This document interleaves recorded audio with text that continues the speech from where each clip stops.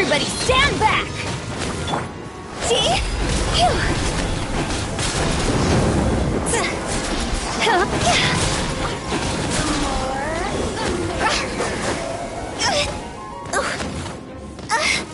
Over here! Blink! Rain outlines your fate. Let me leave you a verse.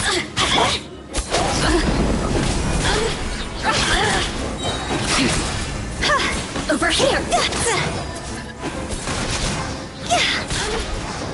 Look at me.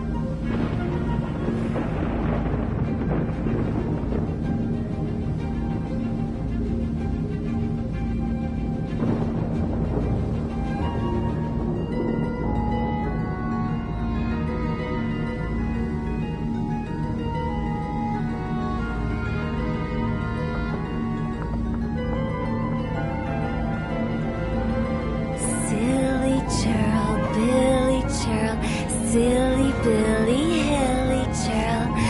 Woo.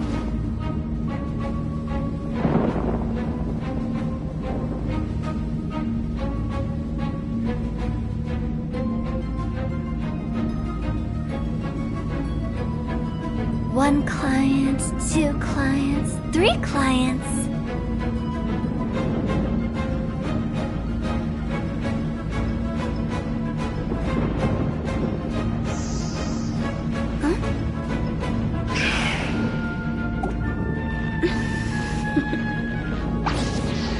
Toodaloo.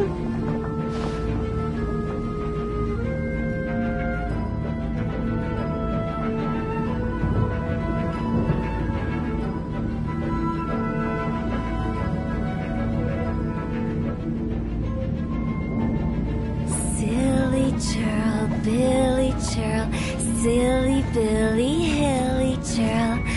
Woo.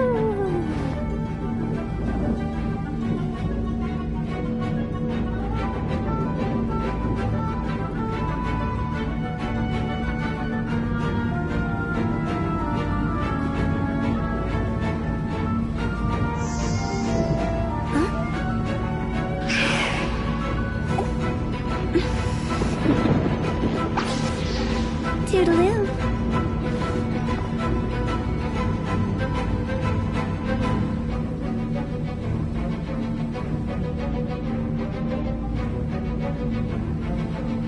When the sun's out, bathe in sunlight. But when the moon's out, bathe in moonlight.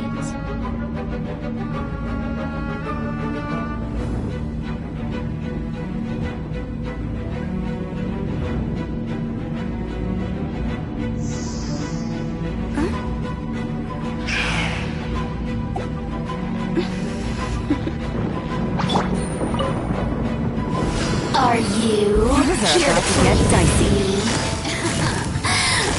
Quietly now. Here! Time to go! Go!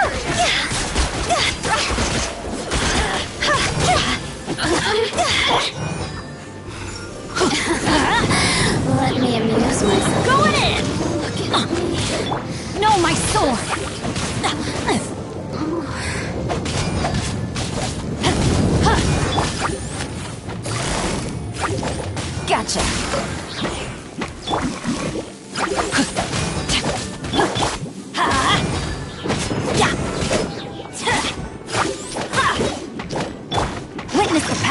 what?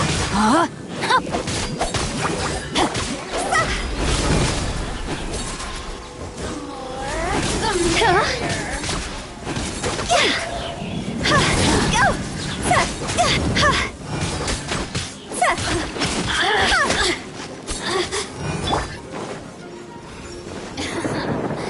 Let me amuse myself a little. Everybody stand back! Game's up.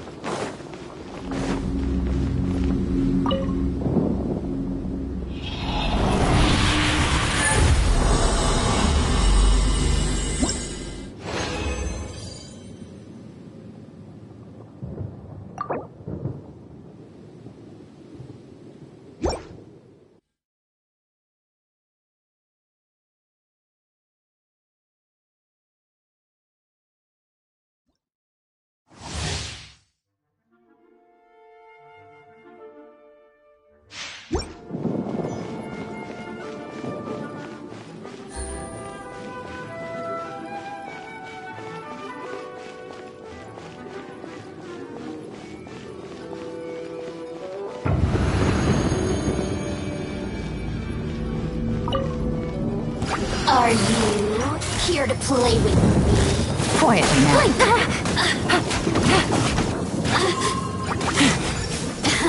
Rain outlines your face. Let me read you a verse. This isn't good. Go!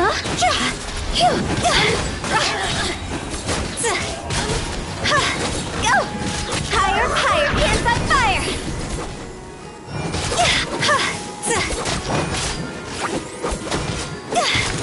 Things are about to get dicey. Busted.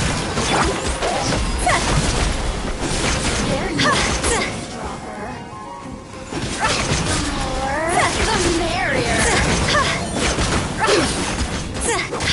Look at me. Just once more.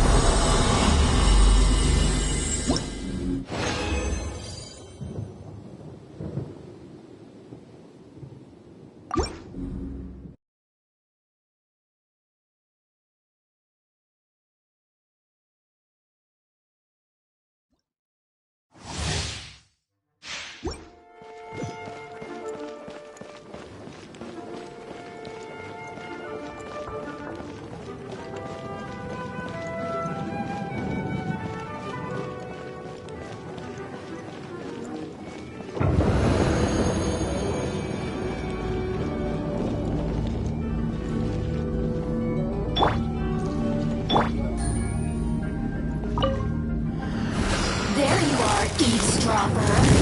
Quietly now. Let me amuse myself a little. Take it easy. Over here! Witness the power of Gua.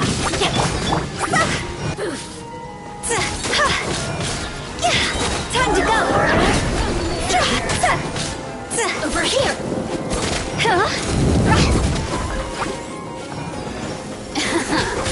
Let me amuse myself a little. You really know how to get me going. Busted.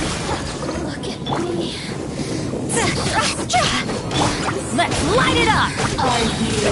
Teamwork is dreamwork! The merrier.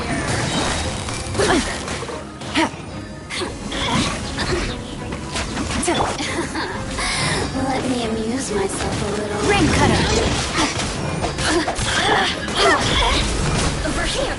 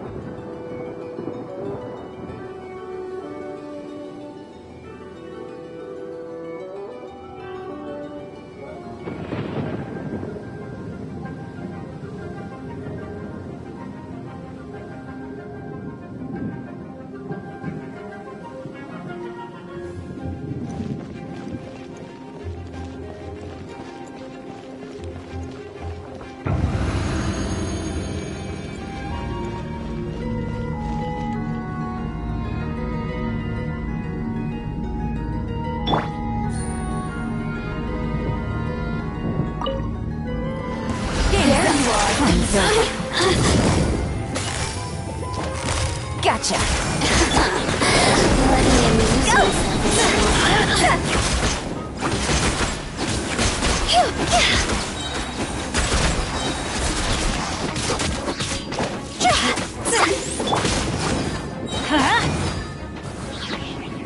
I'm going in.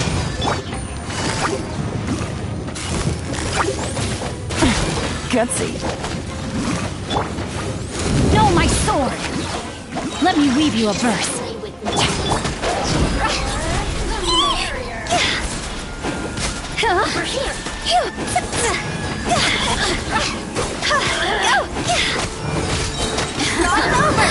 Let me amuse myself a little. Here comes the catch. Look at me.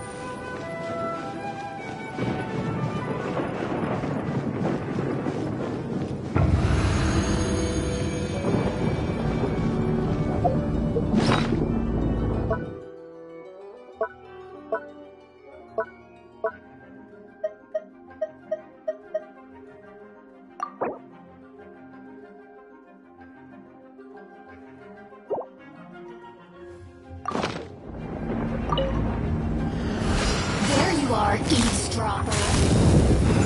The more, the merrier.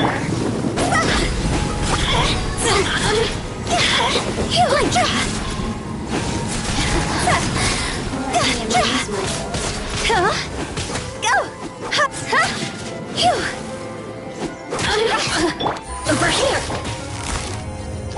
Busted.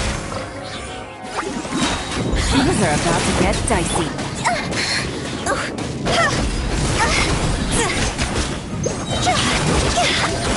Are you Time to go!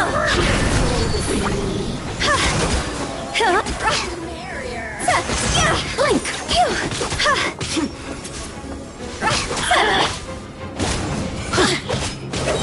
Teamwork is dreamwork!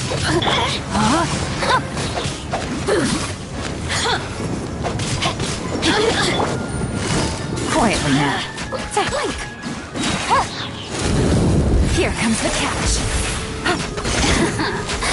Let me amuse myself a little. Busted. Shine.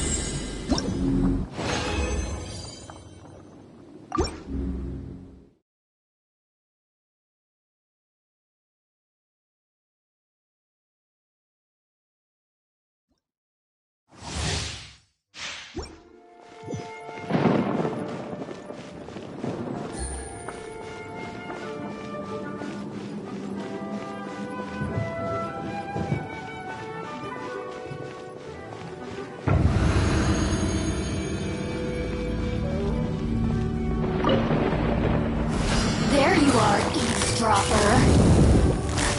Quietly now. Rain outlines your fate. Witness the power of... The more, the merrier. Go!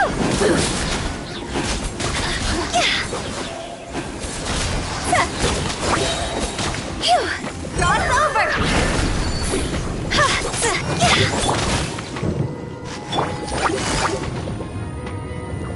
Busted. Game's up. Time's over. Play with me. Let me amuse myself. The system shine no longer.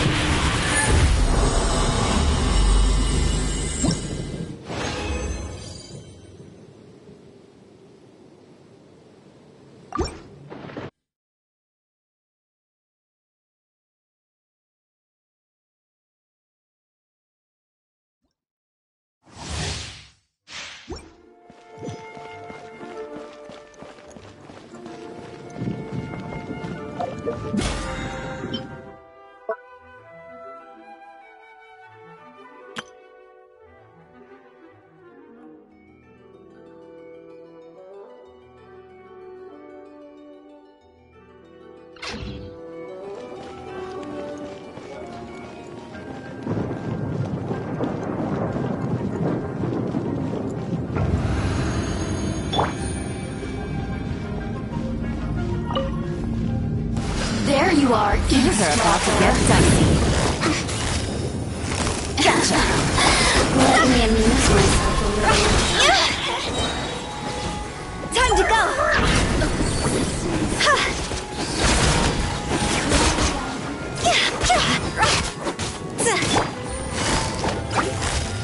Busted. Let's light it up. Everybody stand back. Rain cutter. No, my sword.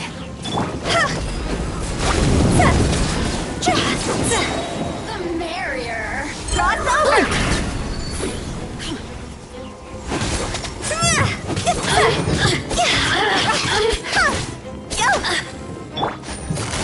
Gotcha. Here comes the cash. Look at me.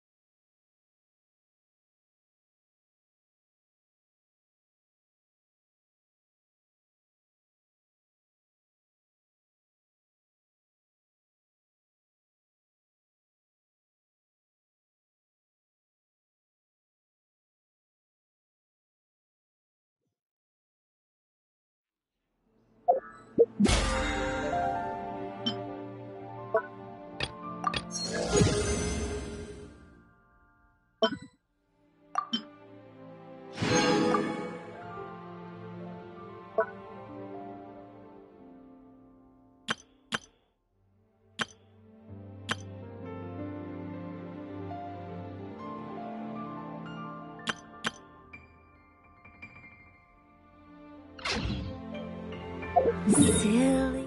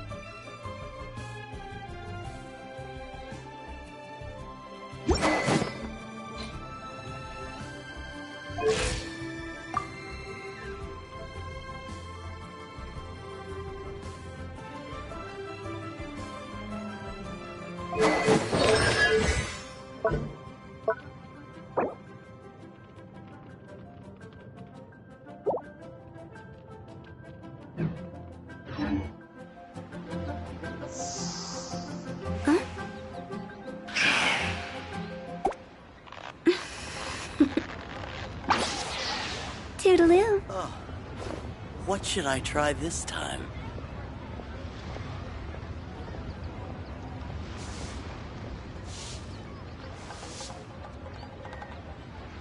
Silly churl, Billy churl, silly Billy, hilly churl.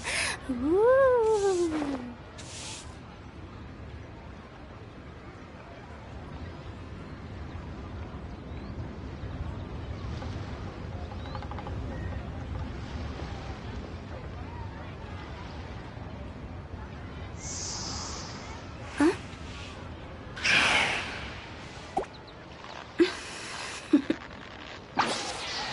Toodaloo.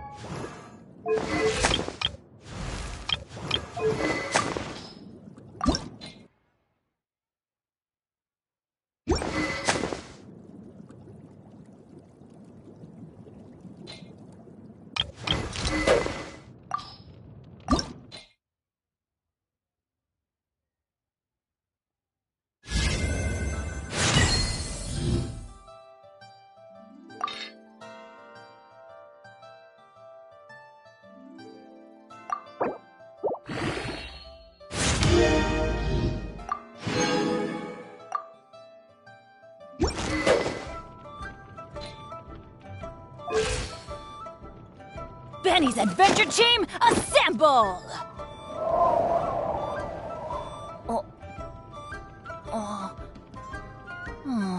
Or not.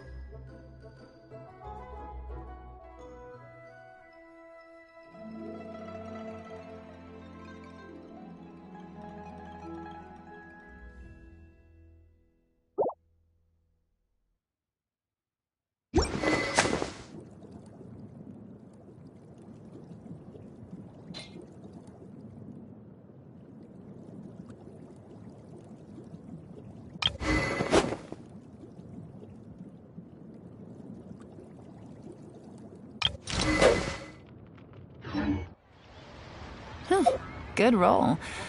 Alright, maybe I'll take one more day off, and knock out the rest of the work once I'm feeling up to it.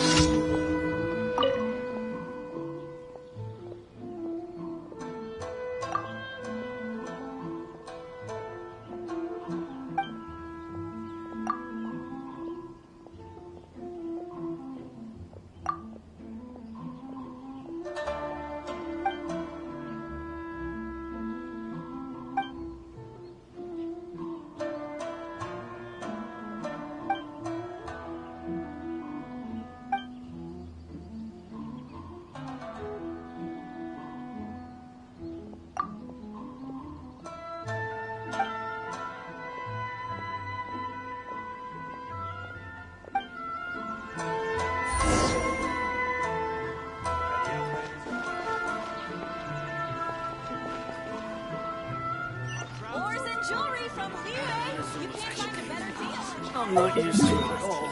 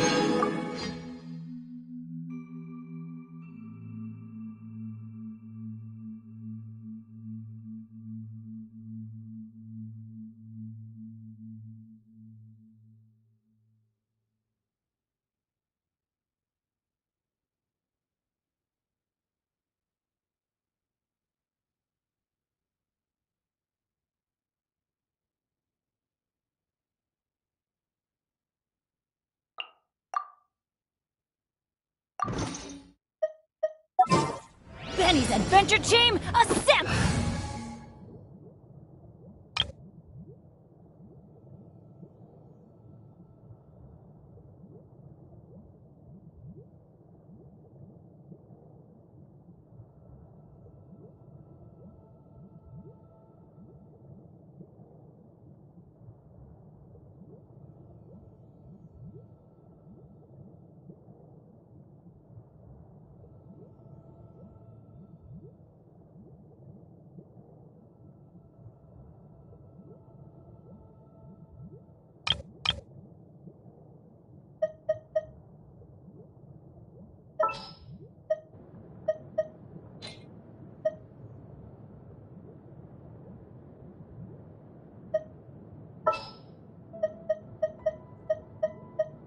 Let the wind lead.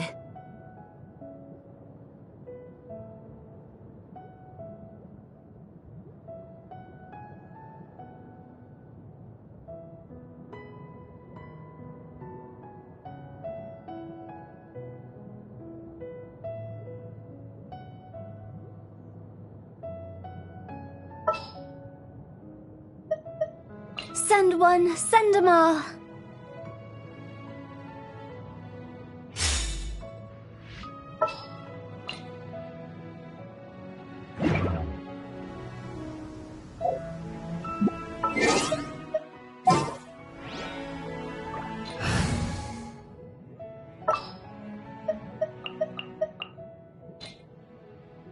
Good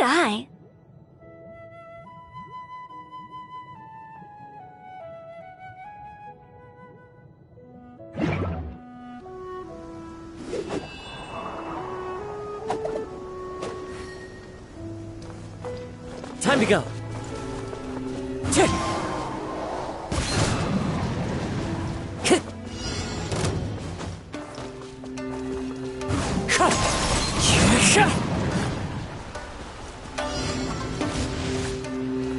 One with nature.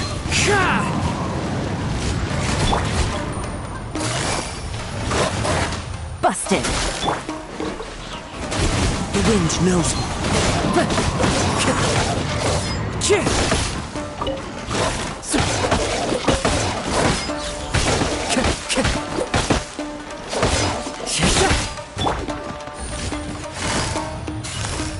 Gotcha. Into the wind.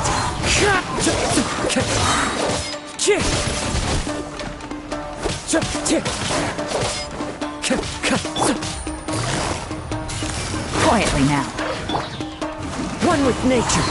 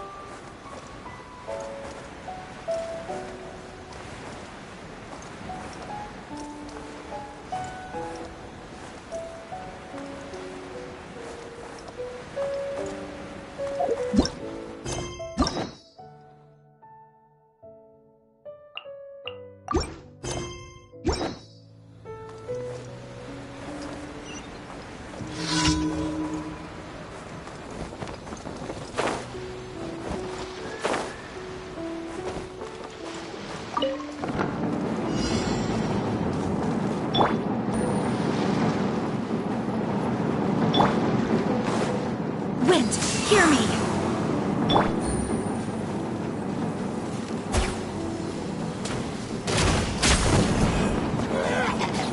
Tap. Tap. Busted. Tap.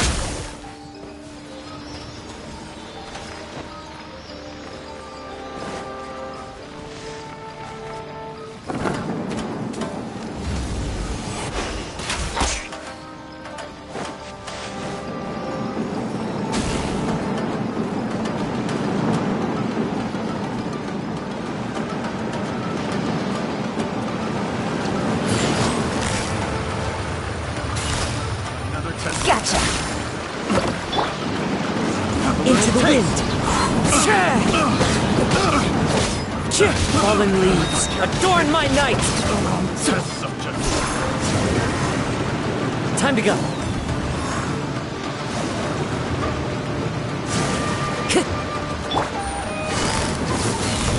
Busted. The wind knows me.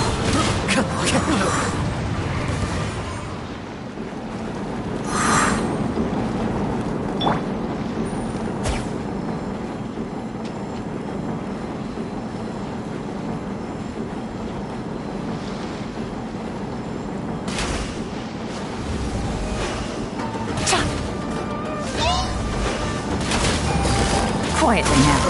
Game's up. Time's over. Clouds high. Birds call. Time to go.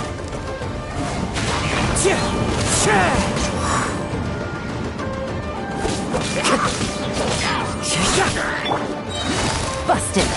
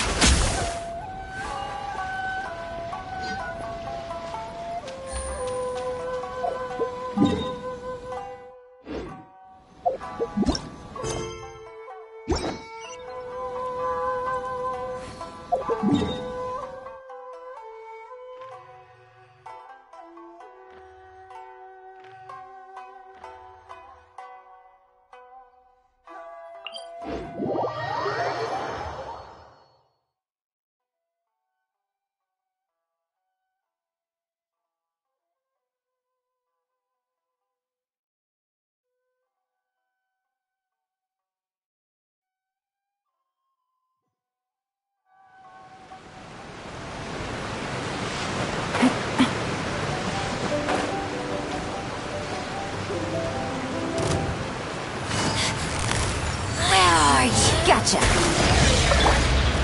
Into the wind. Fallen leaves, adorn my night. Be gone!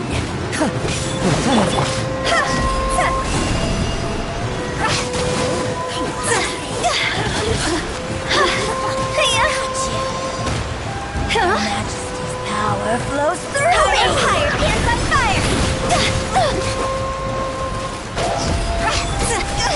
I'll remember that. The wind knows me. Here comes the catch. Busted.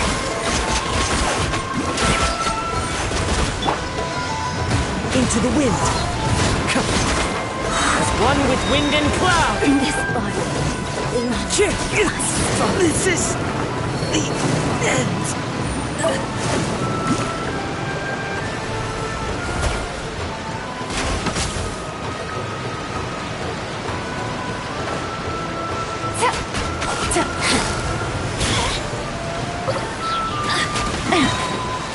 Things are about to get dicey.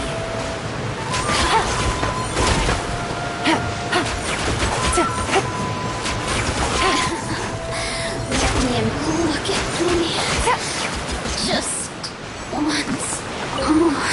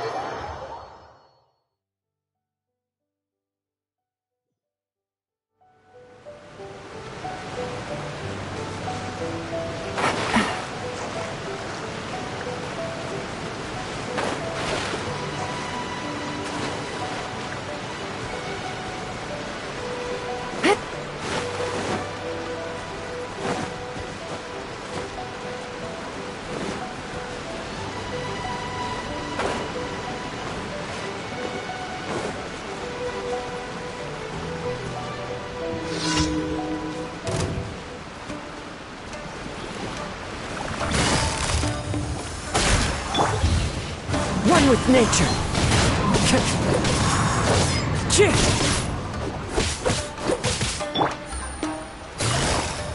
Quietly now.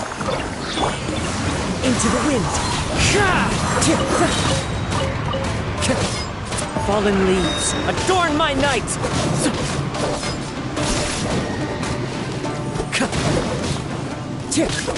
Time to go.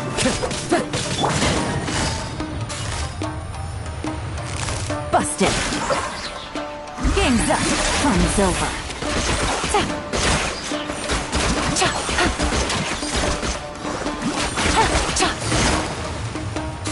Quietly now. One with nature.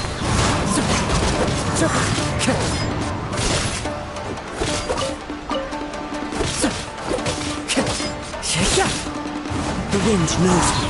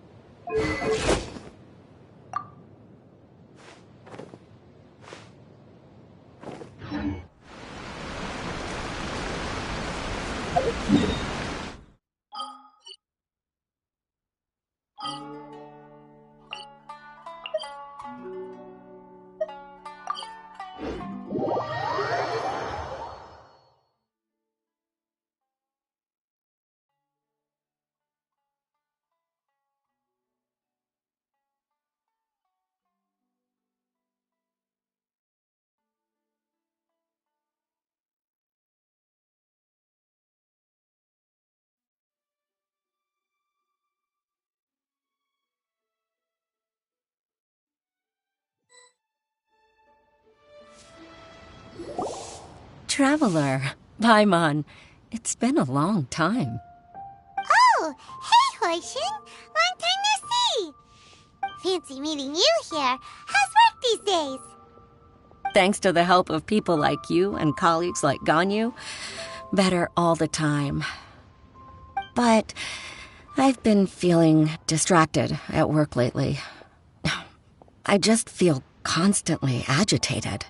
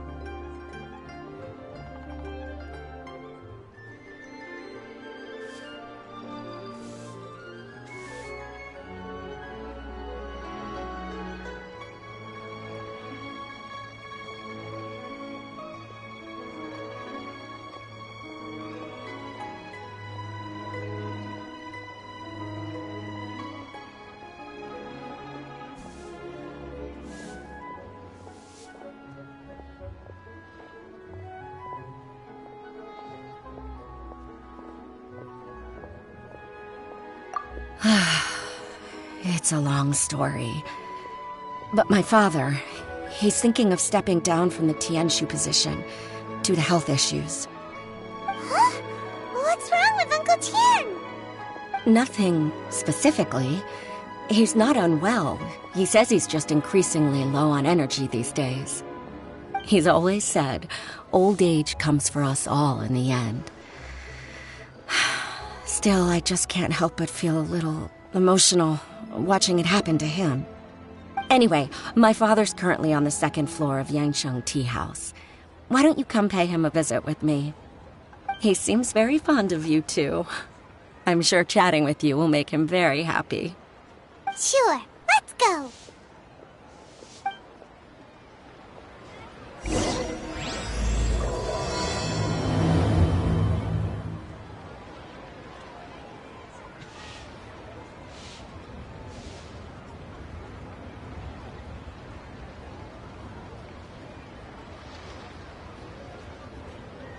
This scenery is wonderful.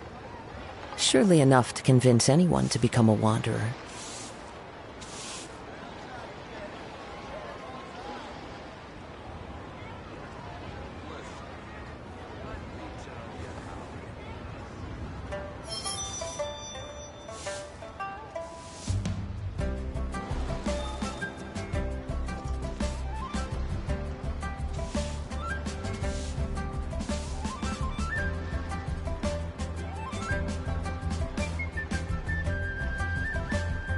Wherever in this world I roam, I carry memories of my home. This blade, it is the last link I have to the land of my birth.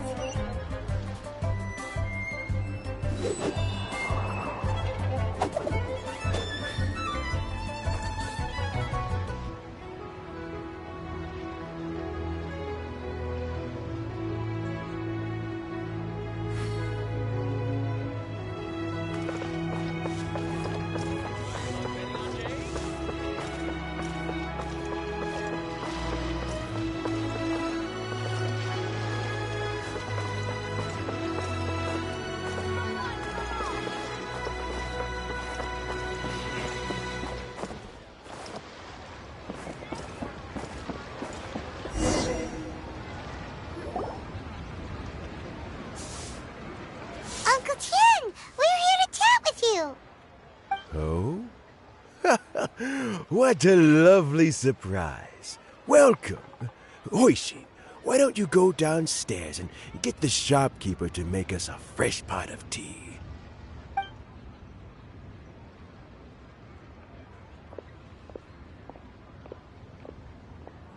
I heard that you've been traveling all over the place recently. I would very much like to hear your adventure stories. Hoishin told you, didn't she? Don't worry, I'm quite all right. It's just the years gradually catching up with me.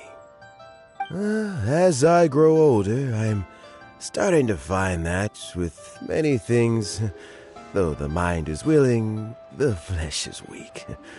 Especially recently, I've noticed a rather drastic drop in my energy levels.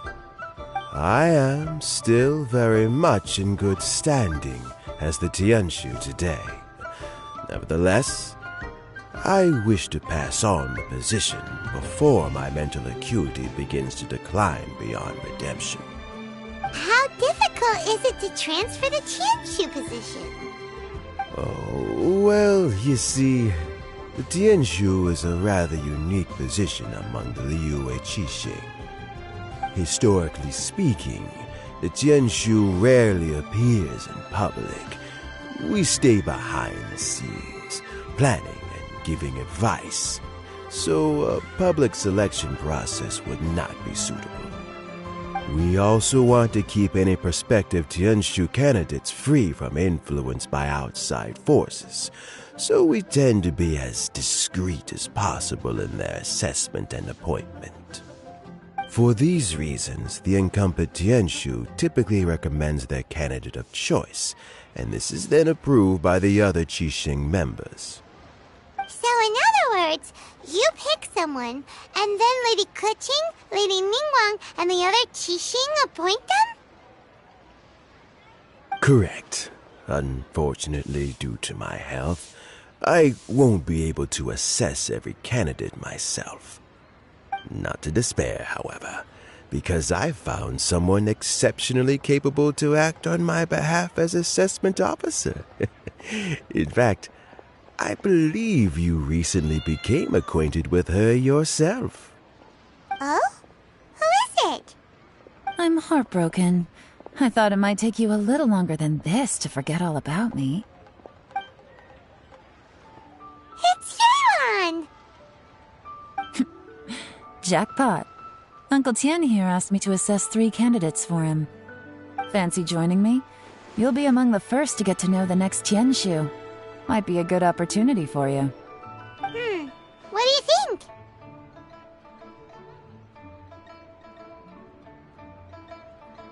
Makes sense. After all, whoever the next Tianshu is, it doesn't really make any difference to us.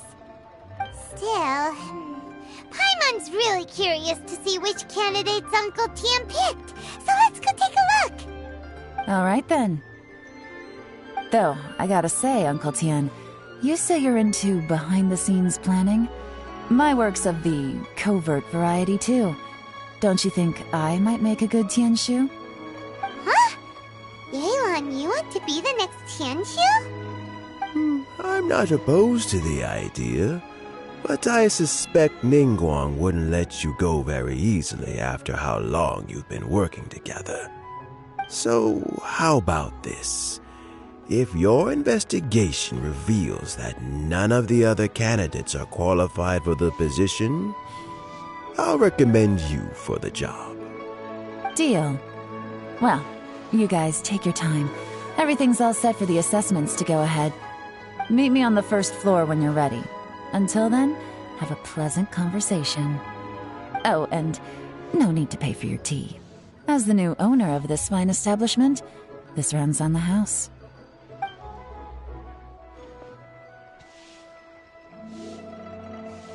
You're all set? Uncle Tian seems really worn down. It's like all his energy's gone. Yeah, it may sound harsh, but Uncle Tian is past his prime. He's not cut out for this anymore. So he's recommended 3 candidates. Their names are Qinwei, Mingbo, and Zhi. Qinwei is a wealthy entrepreneur. Mingbo works at the Liyue Ministry of Civil Affairs, and Zhi is focused on study and travel. Try to keep all that in mind. Of course, it doesn't really matter if you forget, since we'll be assessing them at Yuehai Pavilion in a short while. Qianwei, Mingbo, Zhi. Paimon should be able to remember their names, but what does the assessment involve exactly? Let's leave that until we get to Yuehai Pavilion. All right. Heads in the game, people. The stakes don't get much higher than a change in the Qixing. We can't afford to miss anything, no matter how small. Got it. We'll keep our eyes wide open.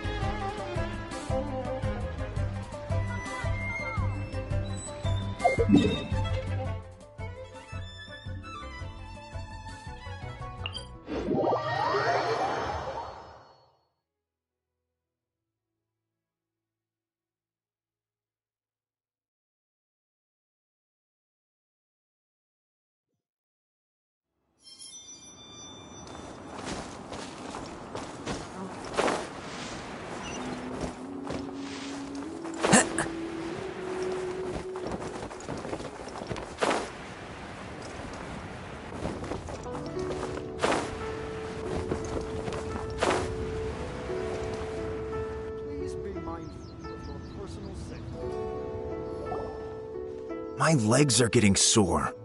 What is wrong with this assessment officer? This is a huge occasion and I don't even get a chair. I've dealt with all kinds of people in my time, but never have I been made to stand while I'm waiting for an appointment. I I think it's fine.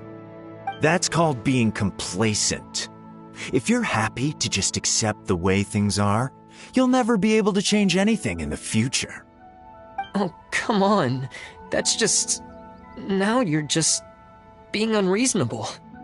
All right, you two. Let's not get into a big argument over this. It's not worth it. Qianwei, that was a bit uncalled for. And Mingbo, cut him some slack. We've all been standing around for a while. It's natural to be getting irritable. Look, how about this?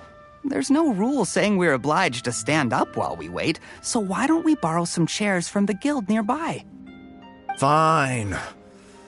They're not the best quality chairs, to be sure. But under the circumstances, it would be better than nothing. It looks like all 3 candidates have arrived. We'll meet them formally soon. Before that, let me run you through the assessment process.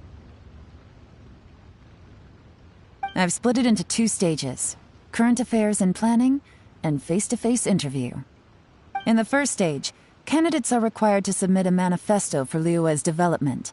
In the second stage, we will ask them some questions in person. Writing a manifesto takes time, so I informed them of this requirement in advance. These are the reports they submitted. Wow, one of them is really thick. It's also worth mentioning a stipulation I gave them. Whoever is appointed as the new Tianshu will be expected to implement their plan as put forward in their manifesto. Failing the occurrence of some cataclysmic event, they will not be permitted to change their plan. Therefore, these 3 piles of documents in front of us represent where each candidate stands on key policy issues. There's still some time. Have a skim through, get a first impression of what each person's proposing. I'll be waiting off to the side. Just let me know when you're done.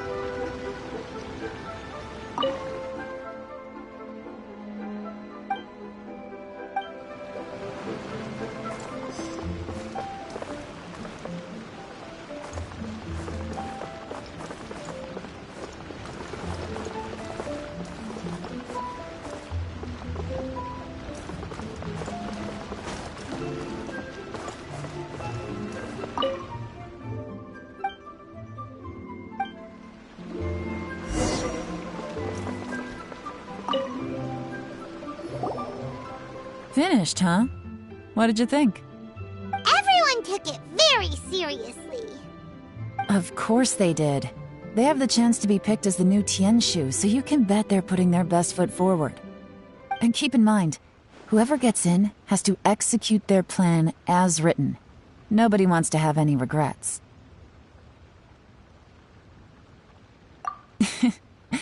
That's for me to know and you to find out. We can talk more after the interviews. We'll see the candidates now.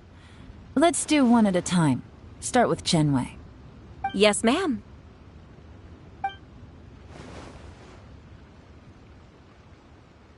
Oh? So you 2 are the assessment officers, are you? I had assumed that given the great import of this situation, Lady Ningguang would perhaps be assessing us in person.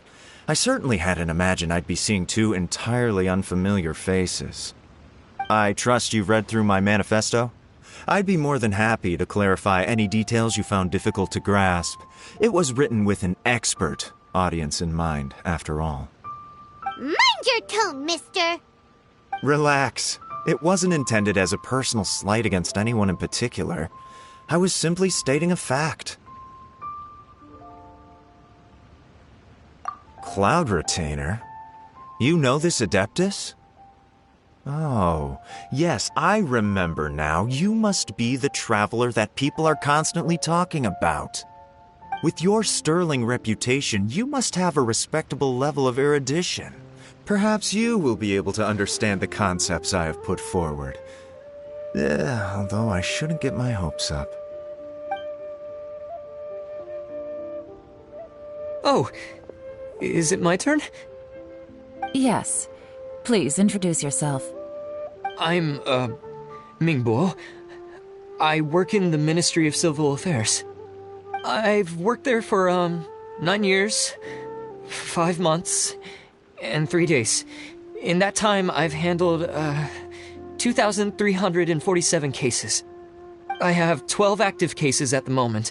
They should be concluded in, 16 days? My current work is related to urban planning, and I'm also responsible for, auditing the accounts. To be more precise, there are 3 parts to the accounts, namely... Is it just Paimon, or is he not very good at public speaking? You know what? Let's leave the self-introduction there and move on to some questions. Oh, okay. Sorry.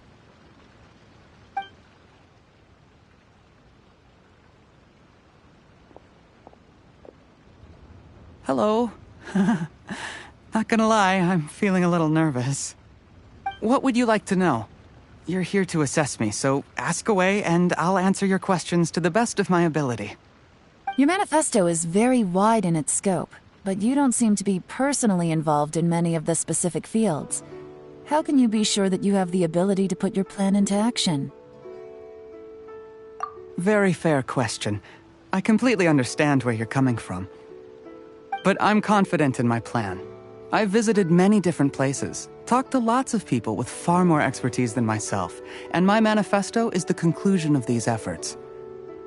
Of course, 2 different problems can be interconnected in very complicated ways, and you might reach 2 very contradictory conclusions depending on which one you're focusing on. What I've tried to do is strike a balance. In other words, present an optimal solution to all the problems as a whole. How do you plan to determine whether you are right or wrong about your proposed solution being the optimal one? A great question. Well, I'd start by having my colleagues and the secretaries of the Uehai Pavilion evaluate any proposals before implementation. Post-implementation, it would all come down to the results. If it turned out that my judgment was to blame for poor results, I would take responsibility. Nice answer. All right, next question. He seems like a great guy. Everything he said was thoughtful and logical, and he was just a pleasure to listen to. Here's my take on what we just learned. As you saw, Qianwei is highly knowledgeable. He proposes many excellent ideas in his manifesto which effectively target the big issues. But he is very proud and incredibly stubborn. He doesn't care much about other people's feelings. Mingbo's plan is more thorough and more measured. You can tell he's meticulous in his work, very detail-oriented. But he and Qianwei are otherwise polar opposites. Mingbo is not very articulate and comes across as very timid in conversation. Perfect summary! Paimon couldn't agree more! You're good at this, Yuan. Last but not least, Zhi. His manifesto is full of pertinent details, his methodology is sound, and his proposals cover a broad range of fields, which is quite a rare feat. The depth he goes into in each and every area means it can only be a product of painstaking work. Plus, he is modest and good at dealing with people. But what really interests me is that many of his views happen to coincide with Uncle Tien's. Having someone like Zhi take the position would certainly put Uncle Tien's mind at rest. Great! We'll see. Let's go back and report to Uncle Tien.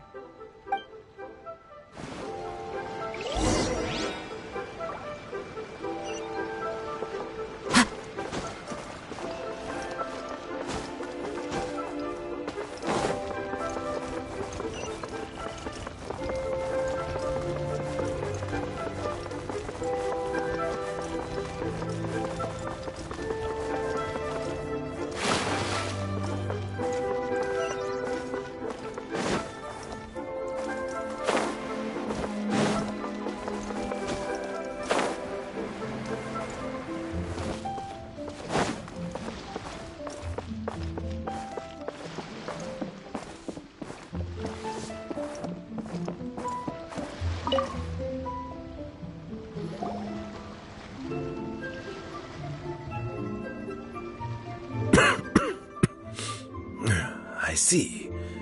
Then it's more or less as I anticipated. All right, then let me ask this.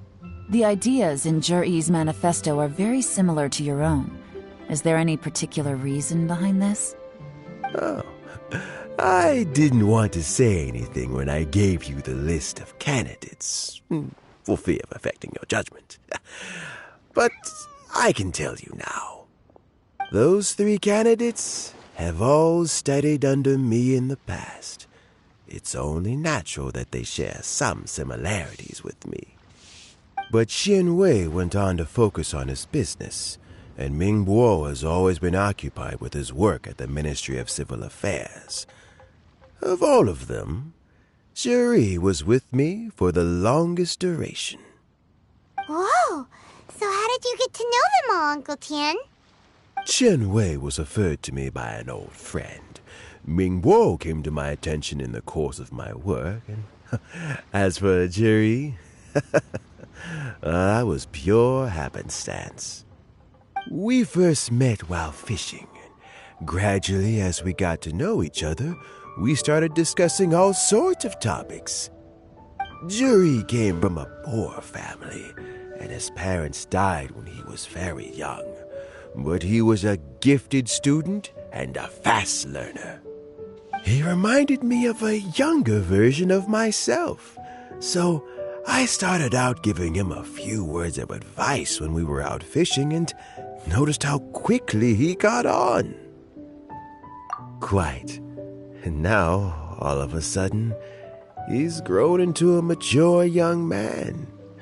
It's a joy to see, but it also gets one thinking.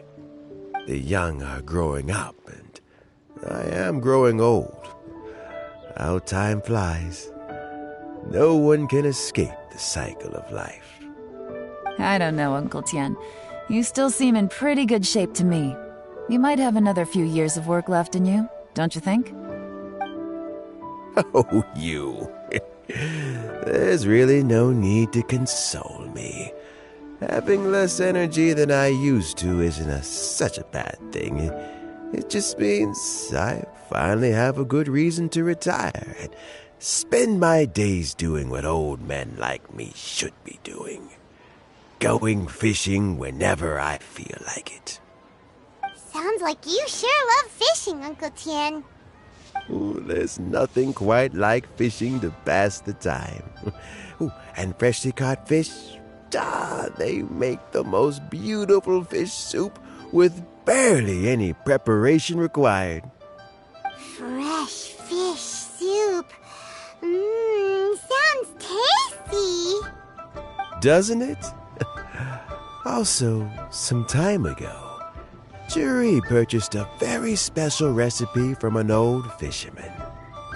When we've been fishing recently, Juri always brings some extra ingredients he prepared in advance. Oh, the addition of these makes the soup taste even more wonderful. That flavor makes for a fond memory.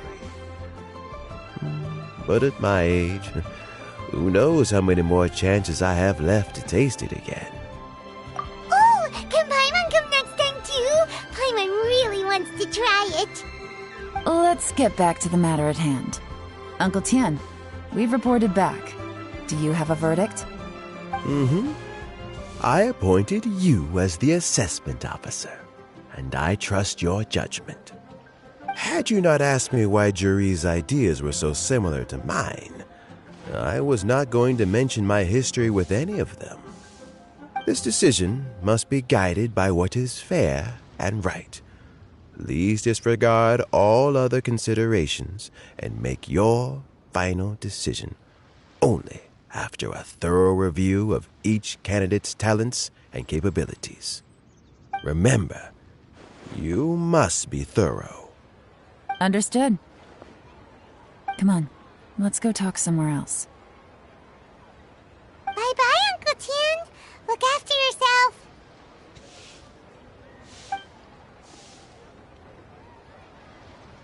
So, it's gonna be Juri, right? His manifesto was written well, and he's the best speaker. Easy. let's not rush. There's no time limit for this assessment. Huh?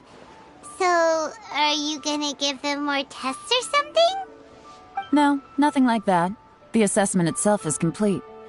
But let me give you a word of advice. Things are not always as they appear. The biggest no-no in intelligence work is to only get information from the person of interest themselves. The truth is almost always hidden beneath many layers of deception. You have to get information through many different channels. For example, Wenyuan, Shanghua. Yes? Lady Yelan, what are your orders? Ugh! Who are they? Where did they come from? Did they scare you? These two are Wenyuan and Shanghua. They work for me. As my trusted assistants, they are always standing guard nearby. They also perform various assignments as required. Shanghua is a business expert who gets his information by trading. Wenyuan relies on word of mouth. And there's also Upei, who's not here right now. That meathead must have been out there on sea surveillance for some time now. Is he all right? I seem to remember that he can't swim. Nothing can take that guy down. Certainly not a little wind and waves. Shanghua, visit all the commerce guilds and look into Qianwei's background. Wenyuan, go to the Ministry of Civil Affairs and look through Mingbo's work files. Yes, ma'am. So what about Juri? Juri, well, obviously as the most promising candidate, we will be investigating him ourselves. Let's go to the docks first. Lots of people passing through there. You can find out all kinds of things. If we're looking for information, why don't we try talking to Bulai, the owner of Wanyu Boutique? He does business at the North Wharf. Maybe he has some news for us. That's actually not a bad idea. Let's go and ask him.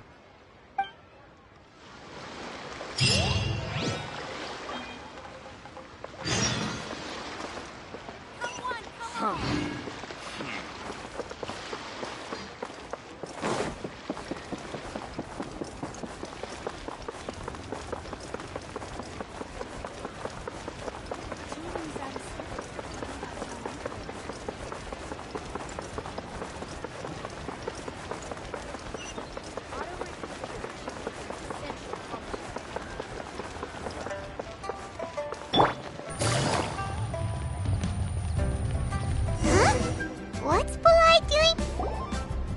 Look, your asking price for this batch is just too high. I can't buy in at this price. How am I supposed to turn a profit? Come on, hear me out. I'm telling you, this is the single best batch of Sunsettias ever. You won't find anyone who disputes that. I accidentally dropped one into a well, and even the water turned sweet. Even so... All right. I'll let you in on a little secret. The boss of Second Life also wants to buy from me, but I haven't responded yet. If you won't take him, I'll just have to partner with them instead, and neither of us wants that. Okay, well, when you put it that way, I'll accept your asking price. I'll take all your stock. Don't sell a single one to Second Life.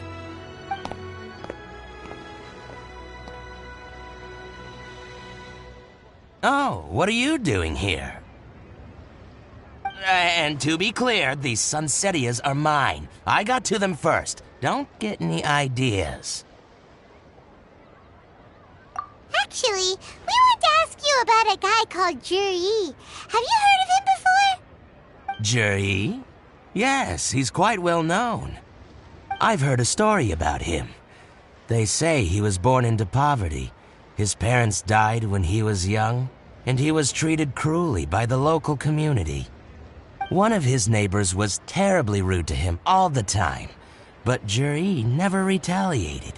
And when his neighbor went bankrupt, he even helped support the family. He returned cruelty with kindness, injustice with peace offerings. A gentleman of talent and character, and... how did I not notice him sooner? In fact, maybe I'm not too late.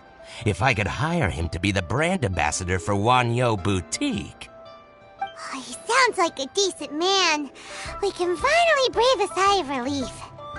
Why are you asking about him anyway? You aren't looking for a brand ambassador too, are you? Well then, in that case, the higher bidder takes the... Ah, that's Juri right over there. Why don't we go and talk to him? Where? Where? It's him, all right. Looks like he's chatting with Linlong. Come on, let's follow them and listen in. Try not to let him see you. We want this information to be as truthful as possible. I'll just go and fetch an employment contract. And hey, don't try and cut me out of this. Hey!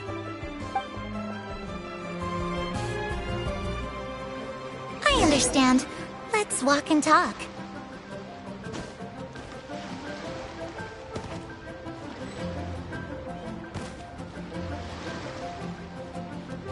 So, you were looking to buy a wineware set? Oh, now I can see that you're a connoisseur, so I won't bother trying to con you. I trust you understand our shop quite well?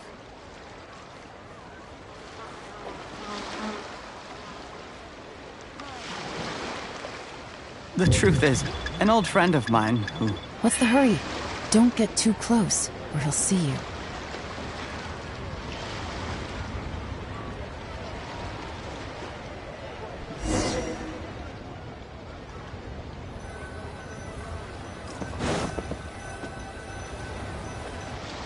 Try not to let him see you. We want this information to be as truthful as possible.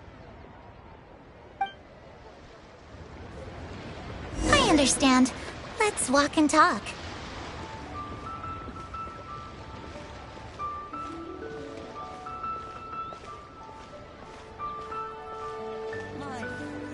So, you were looking to buy a wineware set?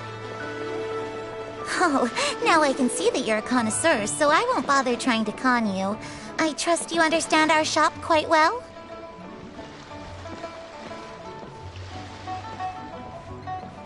The truth is, an old friend of mine who likes to have a drink now and then. He fancies himself as a man of culture, but doesn't care for needless extravagance. So I thought I might buy him a set of high-quality fakes. How very thoughtful of you. Leave it to me, then. Come and collect it at Shigu Antiques whenever is convenient.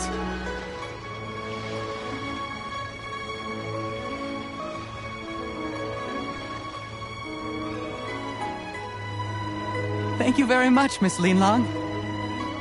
It's my pleasure, Mr. Juri. These days, it's quite rare for someone of your standing to still keep up with their old friends. It's nice to see. I'll be sure to pick out a good set for you. You can count on me.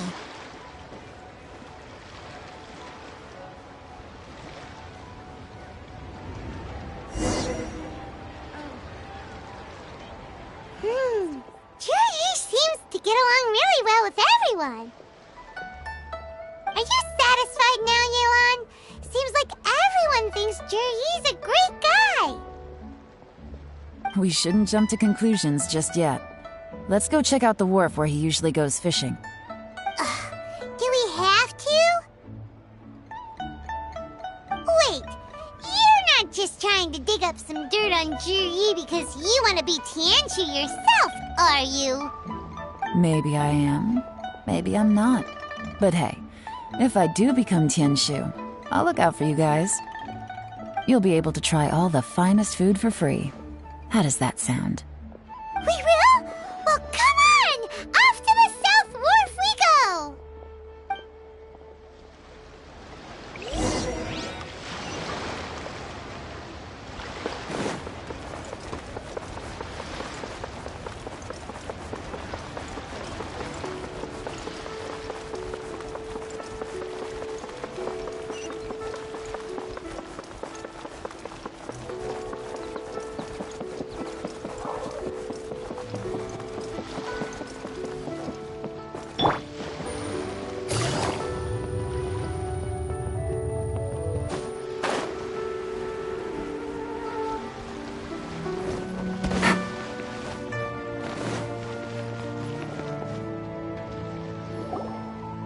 The wharf is as busy as ever. I hear the anglers here sometimes sell their fish to the nearby fishmongers. Let's see what Uncle Soon has to say.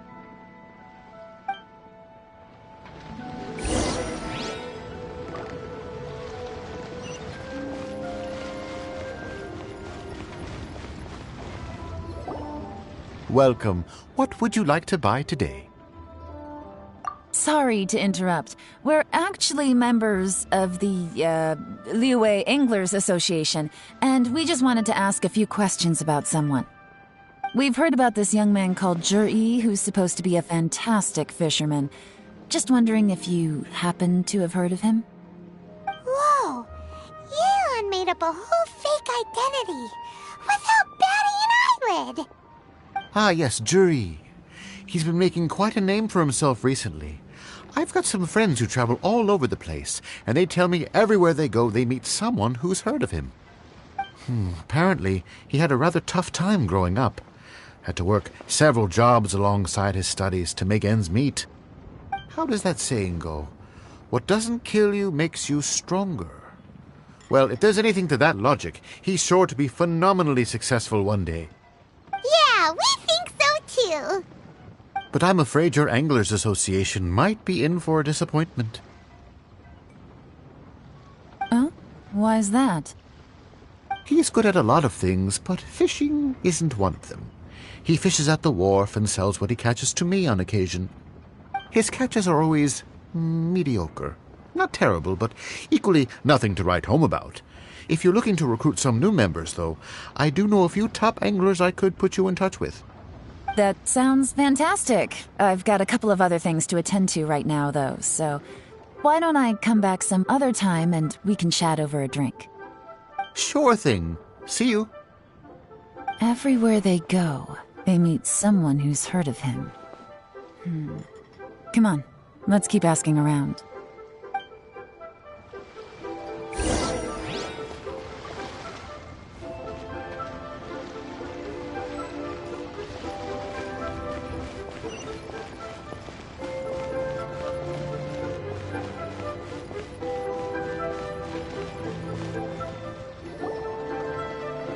Here to buy some fish? It's 300 for one or 3 for 1,000.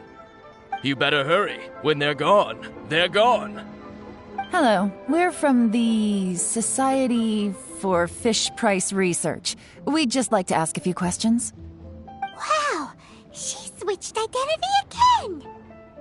Society for Fish Price Research? I haven't done anything illegal. Stay out of my business. Please, don't worry. We're just here to conduct a simple survey. We've heard about a certain Zhi who's been selling fresh fish at low prices in this area recently. Do you know anything about this? So this isn't about me. You should have said something, you know. I know the guy. I can tell you what I know. I haven't heard anything about him selling fresh fish at low prices, but it wouldn't surprise me if it was him. Oh? Why is that? Because he's so poor. His parents died when he was very young, and his alcoholic father still owed a huge amount of debt. No one wanted anything to do with him. He was still a kid when he first came to the wharf. His clothes were ragged, and he had a bandage wrapped around his head. And he managed to survive, thanks to Uncle Tien, who gave him some food. But still to this day, he doesn't have a lot of mora to his name. I mean, he can afford to eat and everything, but you'll often see him haggling with others over just a few mora. So, I wouldn't be surprised to find out he's been selling a few fish. It's not like he catches much anyway, so it's not going to affect my business.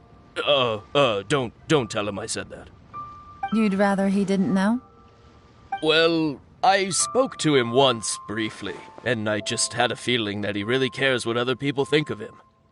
I think he has pretty low self-esteem, but hey, it's hardly my place to say anything. What he's achieved already puts most people to shame. And nobody's perfect. I just wouldn't want to upset him, that's all. I see. Well, thank you for sharing that with us. Not a problem. And just for the record, there's absolutely nothing wrong with the price of my fish. The more times you say it, the less convincing it becomes. Doesn't have a lot of mora to his name.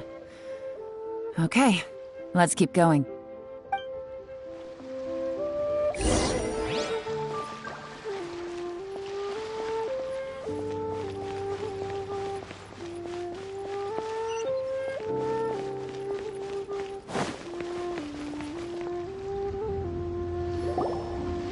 Hey, it's you guys!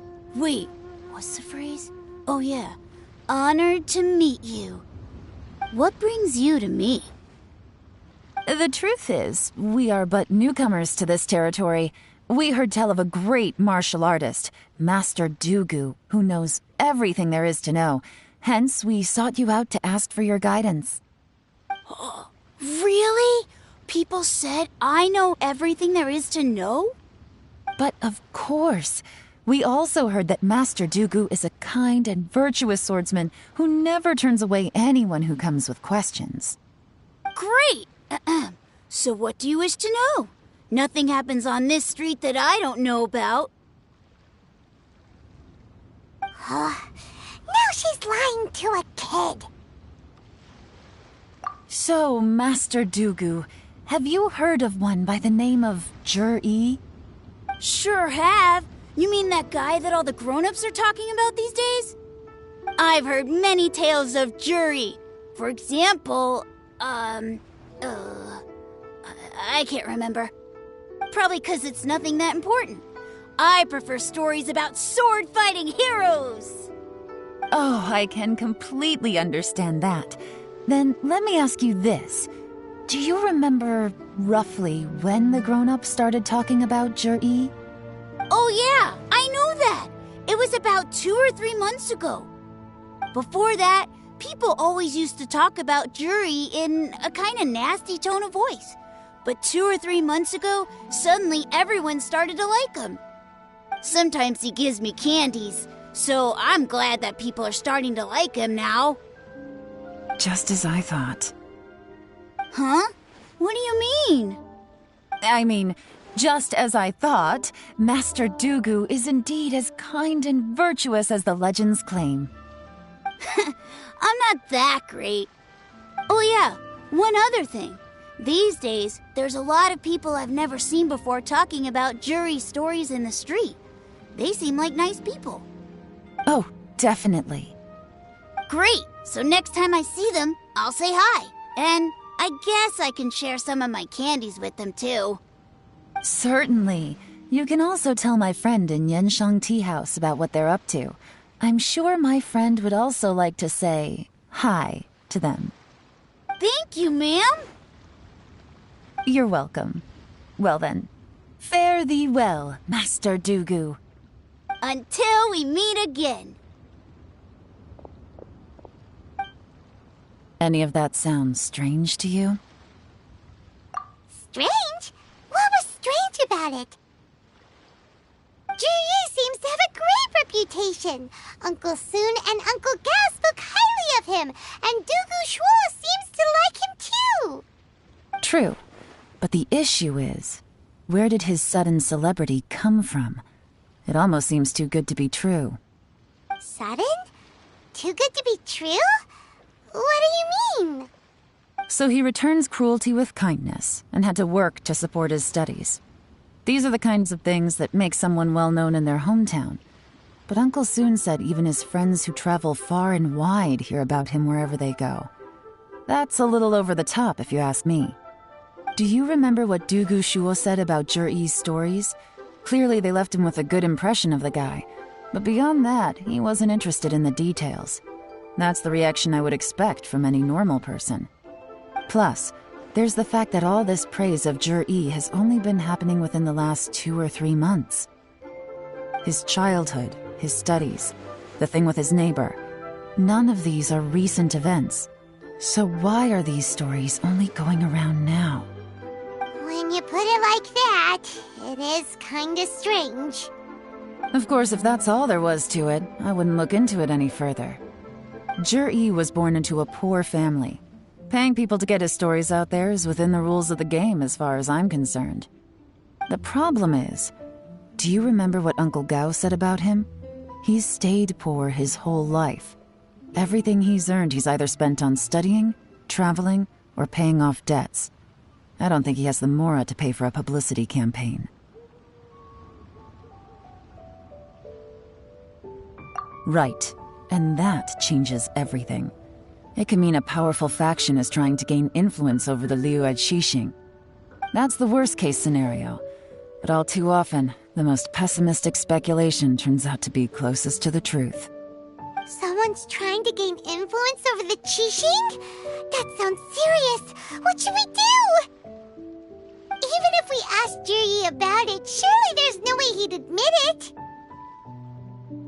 First, we need to find out who's supporting him. Don't worry, I've got a plan. Remember the current affairs and planning stage of the assessment? Since the successful candidate is duty-bound to implement their plan after taking office, their manifesto tells us their stance on key issues. Whoever is secretly helping Zhiyi must be seeking to benefit from his actions after his appointment. So, we should be able to find some hints in Zhiyi's manifesto on who we're dealing with. Come on, let's get back to Yanshang Tea House.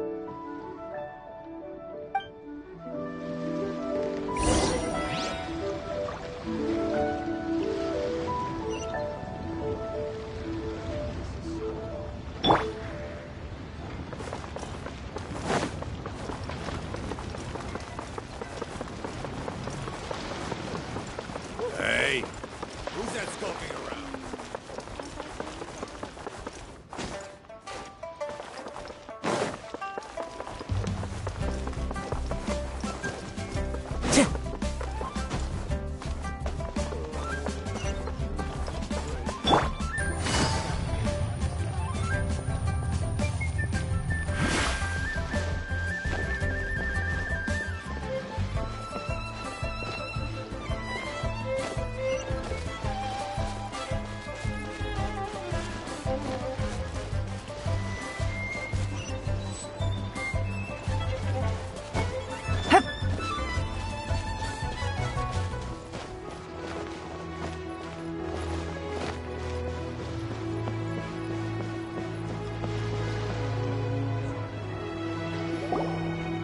Zhiyi's manifesto covers a huge range of topics. Looking for details that don't add up will be like trying to find a needle in a haystack.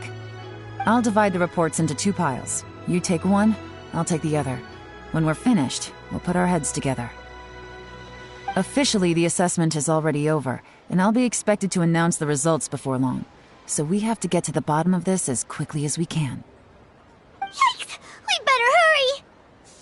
Whatever else Uncle Tian might think of Zhiyi, the fact remains that he's one of his favorite students. Any evidence he's left is not going to be immediately obvious. We'll have to look carefully and think critically.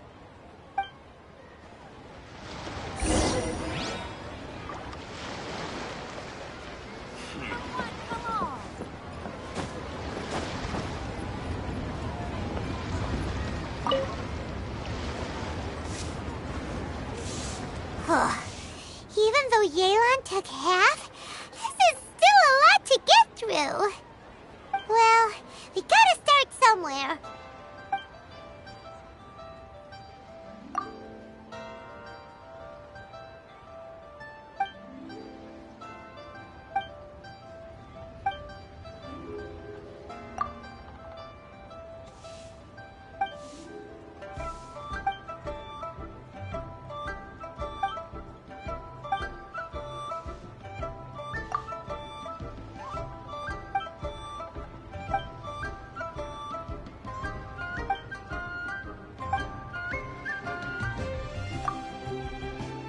All this reading is giving Paimon a headache. Let's take a break.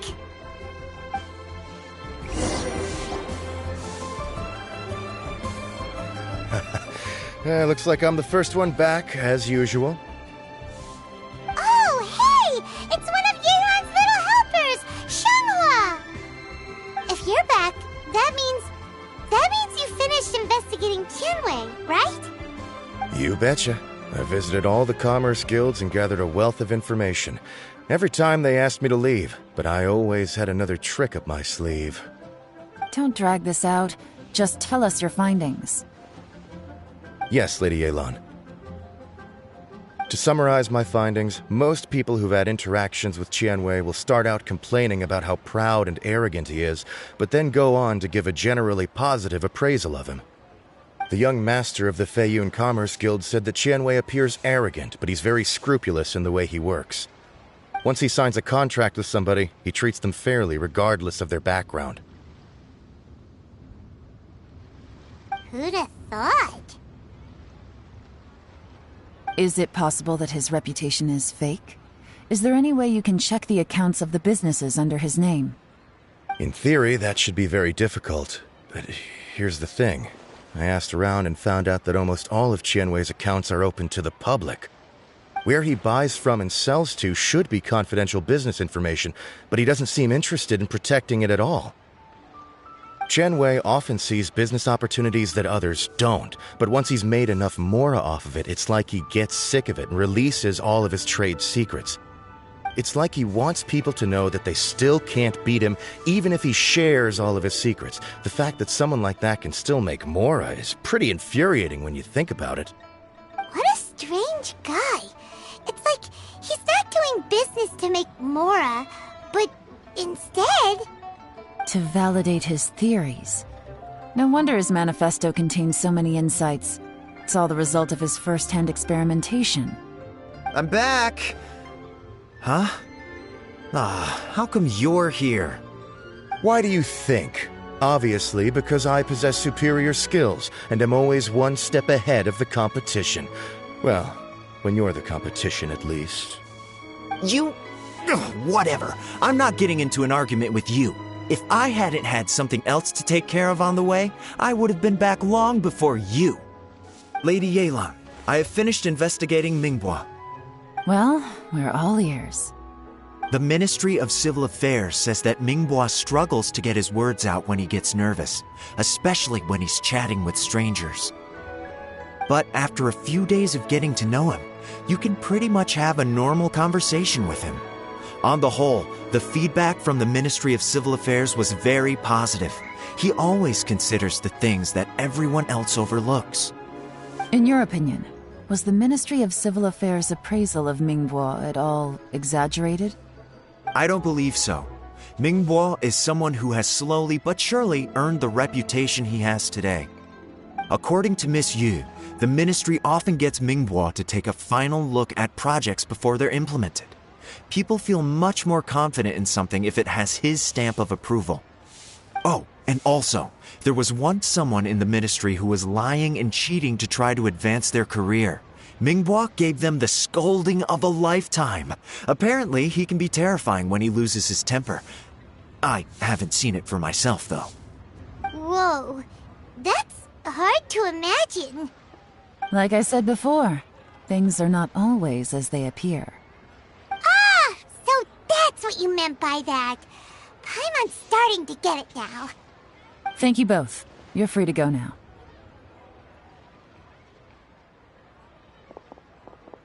So, have you finished reading the manifesto? We still have a bit left.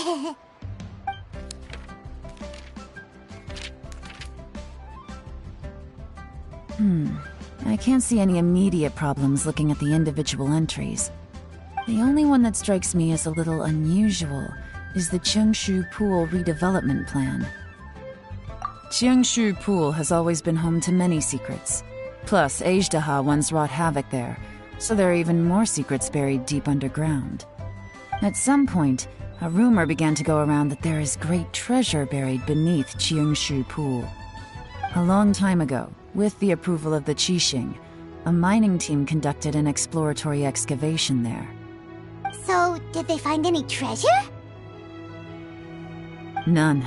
The ruin was completely impenetrable.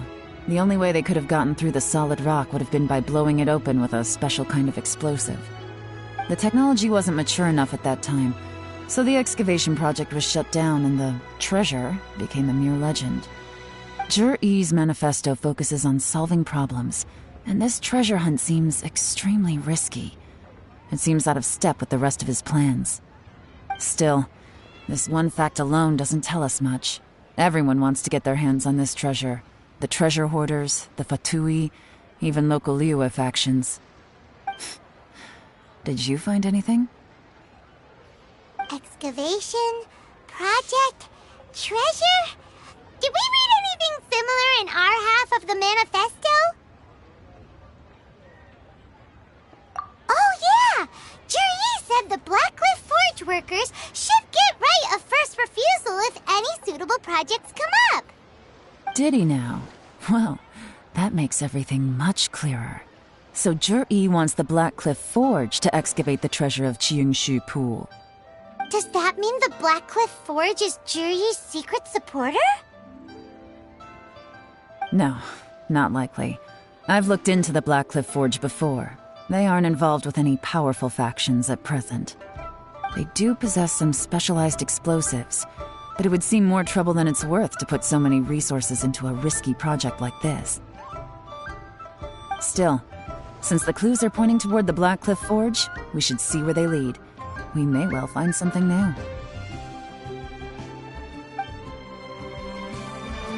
Shenwei and Mingbo both turned out to be completely different than what we thought. What about Juri? Is there another side to him too?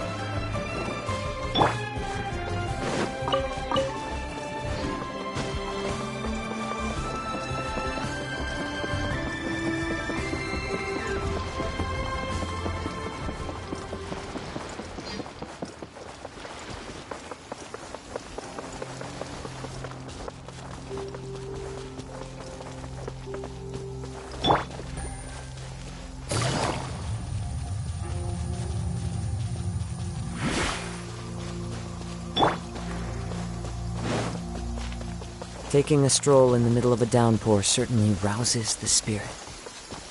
But it's best to dry your clothes as soon as possible. This is the Blackcliff Forge. Let's look around for clues.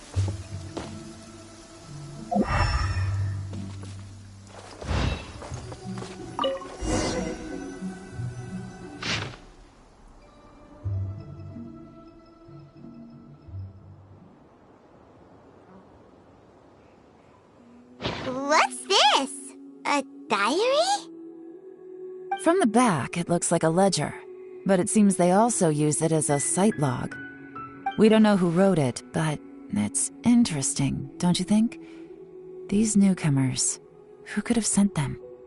You think they're suspicious? Yes. Look, it says right there, one of them's already been promoted to team leader.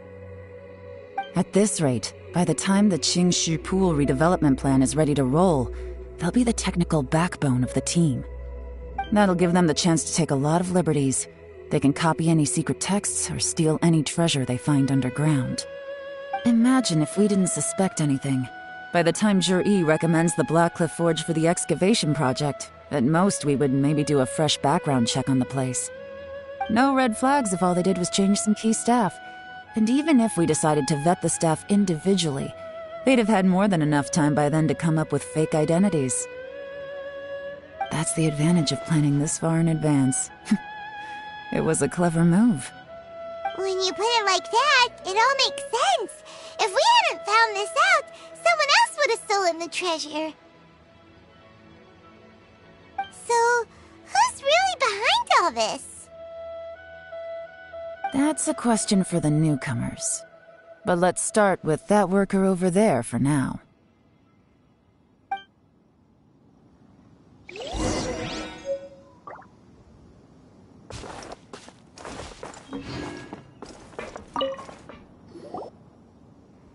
Excuse us. We want to ask you about the newcomers.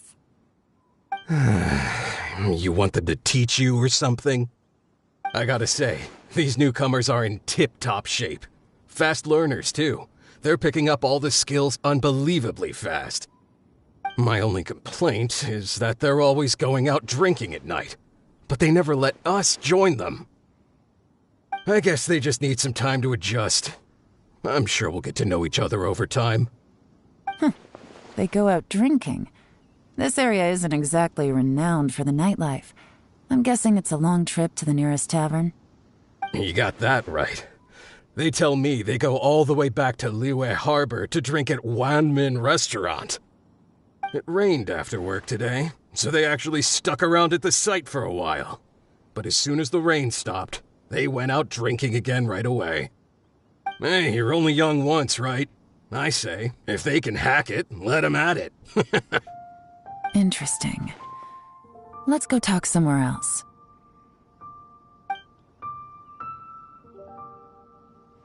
Looks like our hunch was on the Mora. These newcomers are very suspicious. Drinking in Liyue Harbor, huh?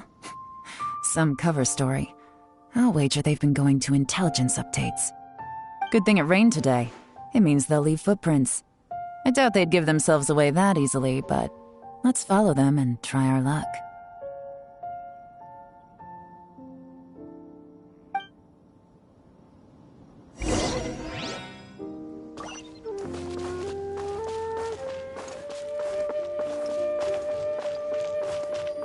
They went that way! Hurry, we gotta catch up!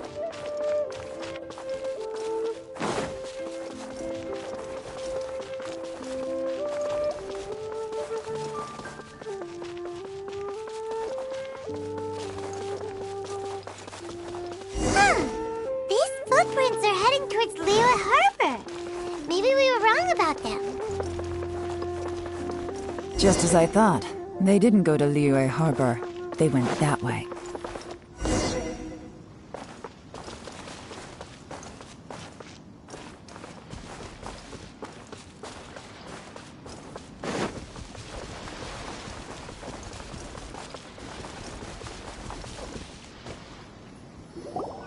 The footprints stop here. But, judging from the direction, I'm guessing their destination was that abandoned house.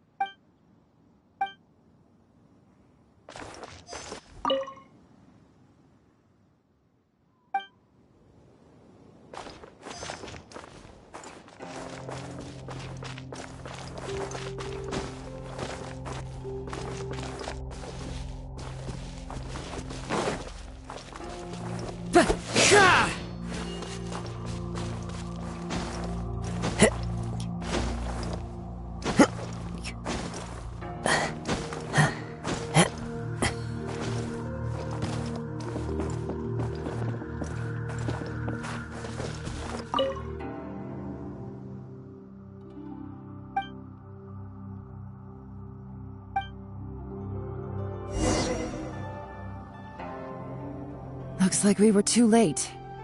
This has gotta be where the newcomers rendezvous with whoever they're working for. But all the evidence has been destroyed. Look at these ashes. Someone was burning documents not long before we arrived. Could there be anything left? Maybe the wind could have blown the fire out before everything was finished burning. The odds of that are very slim. It's practically impossible. I've checked. All the paper's been burned. There's only ash left now. Why don't we wait for them back at the Black Cliff Forge? They've gotta go back there sooner or later. We can't count on that. Clearly they were based here at one point, but it's mysteriously abandoned now. To me, that says that whoever's behind this has moved them somewhere else, to throw our investigation off course. Darn! Guess this is where our trail runs cold. Make no mistake, the purpose of our trip wasn't to find any solid evidence. We just need to figure out who's behind Jur-E. I smelled something peculiar the moment I came in. Those newcomers probably thought they'd be safe as long as they burned the letters. But what they failed to consider is that paper and ink from different regions produce different odors when they're burned. Really? Paimon can't smell anything. Do you smell anything? There is a certain place with a freezing cold climate where there's nothing but ice as far as the eye can see. Some wealthy people there put floral fragrance in their ink as a way of injecting a little romance into their writing. When that fragrant ink is burned, this is the exact odor that it leaves behind. Exactly. The evidence will soon be blown away by the wind, so it's nothing we can arrest anyone with. But it's all I need. Now I know who we're dealing with. I can plan our next move. Lady Yelan! Oh, thank goodness I finally found you. I thought I'd never see you again. Who are you? Don't be alarmed. This is Upei. He's Wenyuan and Shanghua's colleague. I sent him to look into Zhiyi's regular contacts. Since Zhiyi likes fishing, Upei thought he might know some of the fishermen and sailors, so he took a boat out to sea to ask around. I left him a note at Yanshang Tea House telling him to look for me at Blackcliff Forge when he got back. If there'd been an ambush waiting for us there, it means we'd have had some backup. So, what did you find out at sea?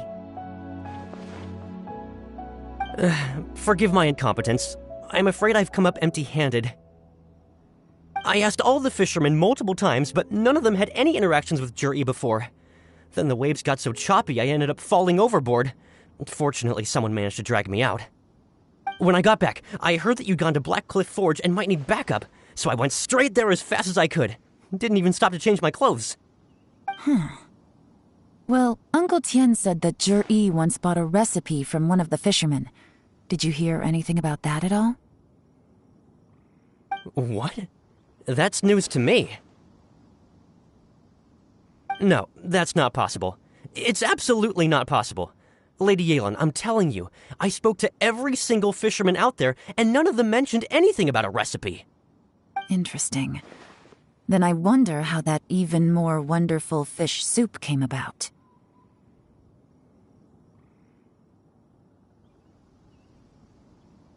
Fish soup? What fish soup? Nothing. Our priority right now is to find a way to get our hands on some solid evidence. Well, any suggestions?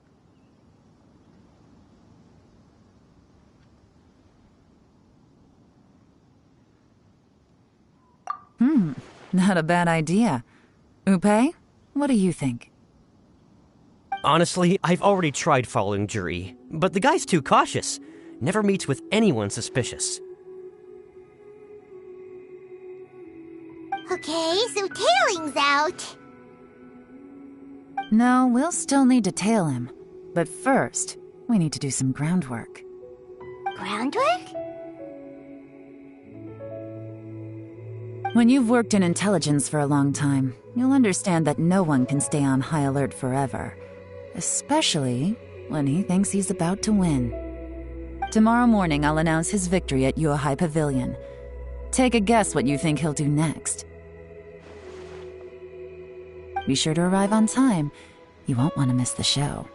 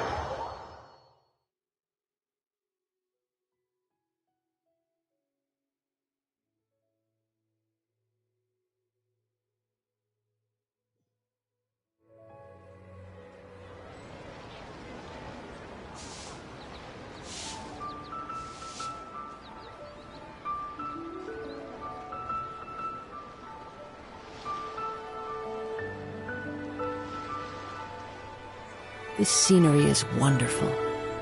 Surely enough to convince anyone to become a wanderer.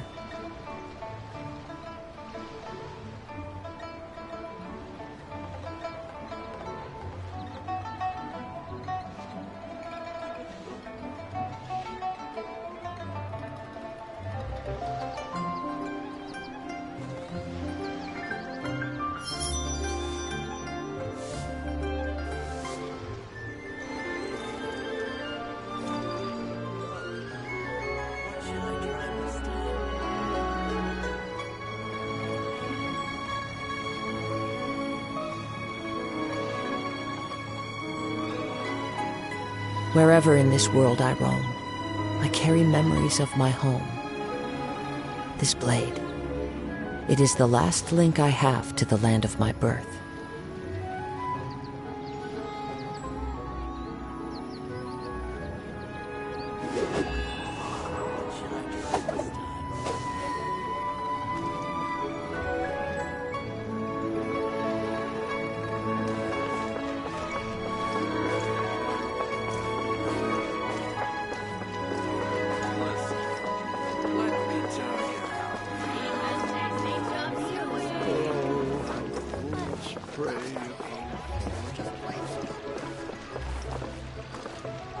Ad Astra Abyssosk.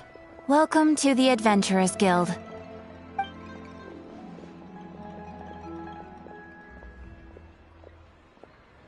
Thank you for completing today's commissions. Here is your reward.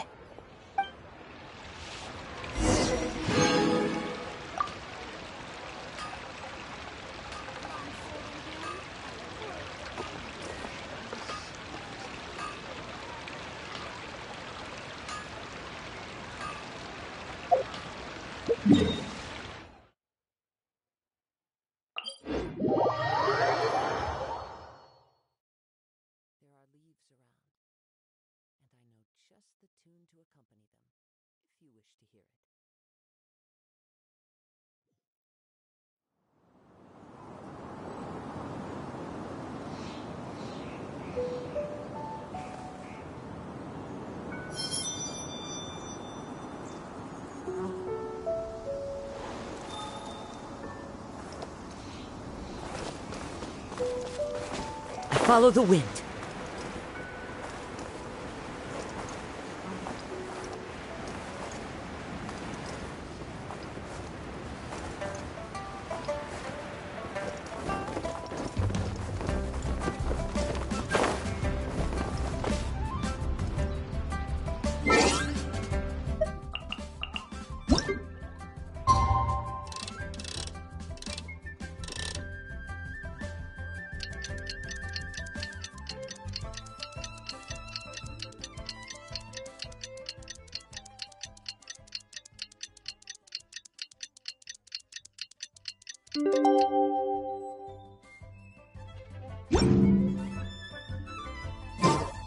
It looks like we're all here. Well then, time for me to announce the results of the assessment process. I won't drone on about the importance of the Tianshu role. Suffice to say that Uncle Tian entrusted me with the monumentally important task of assessing the candidates. And now, it falls to me to give him a satisfactory answer. All of us here know the score. Don't beat around the bush, just get on with it. Qianwei has many pioneering ideas, but some of his plans are lacking in detail, and he easily gets into testy exchanges with other people.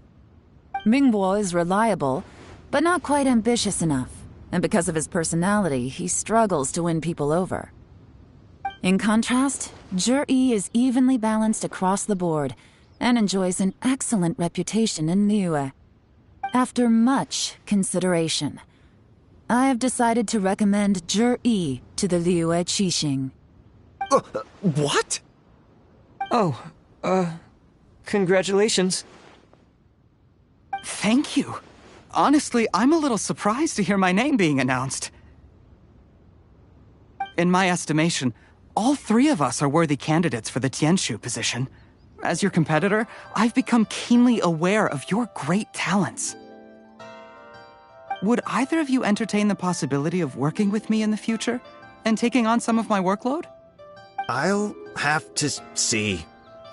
I'm in a bad mood. This is the last thing I want to be thinking about right now.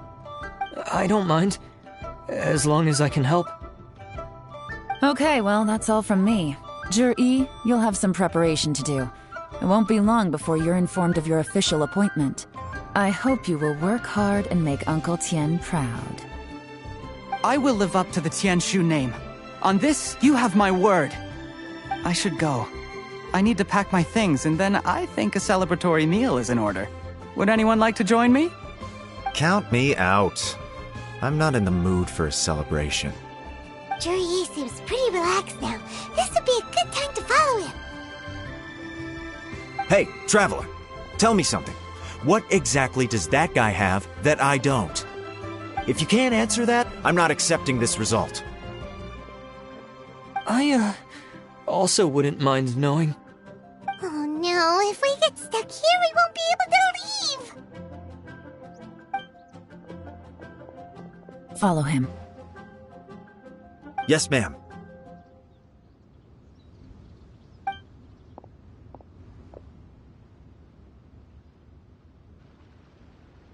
We finally got rid of them! Lady Yelan, Zhi has gone towards Feiyun Slope. Follow him, quickly. So Zhi really sided with the Fatui? But Uncle Tien thinks so highly of him. Why would he do this? Difficult to say, but everything should become a lot clearer when we find him.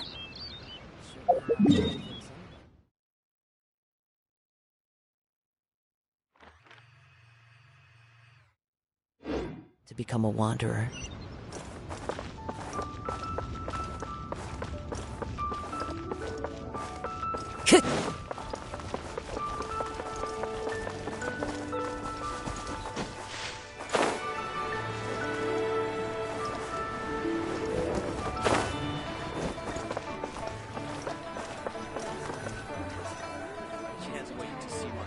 Sorry, Lady Yelan. We lost him. He's too good at this. We weren't able to keep following him without being seen. How the heck did he manage to shake Yelan's subordinates? I guess Zhi didn't let his guard down. Still as vigilant as ever. No, Upe says he's much more relaxed than usual. Maybe it's just how he's wired. Perceptive enough to sense when he's being watched. But how? Don't blame yourselves. Let's not forget he was trained by Uncle Tien himself. Evading detection is not an unusual skill for him to have. If I'd asked you to tail Uncle Tien, you'd have ended up at a dead end too. It's fine. So, where did you lose him? Xinyue Kiosk. He only went in briefly. Upe and I were watching outside the whole time. A few moments later, a man dressed in a completely different outfit came out. Upe had a feeling that it was him, but we couldn't get close enough to check without blowing our cover. I figured that if we spooked him, it would undo what we've accomplished today so far. Another option would have been to arrest him there and then, but without any evidence, that would have been meaningless. So I stopped Upe, and I stayed here to wait for you while that meathead went to ask around in Xinyue Kiosk. Good work. The fish didn't take the bait, but that's okay. As long as he's still swimming around, we'll find a way to catch him eventually. The key is figuring out what he's trying to achieve. Let's go to Xinyue Kiosk. Time to go.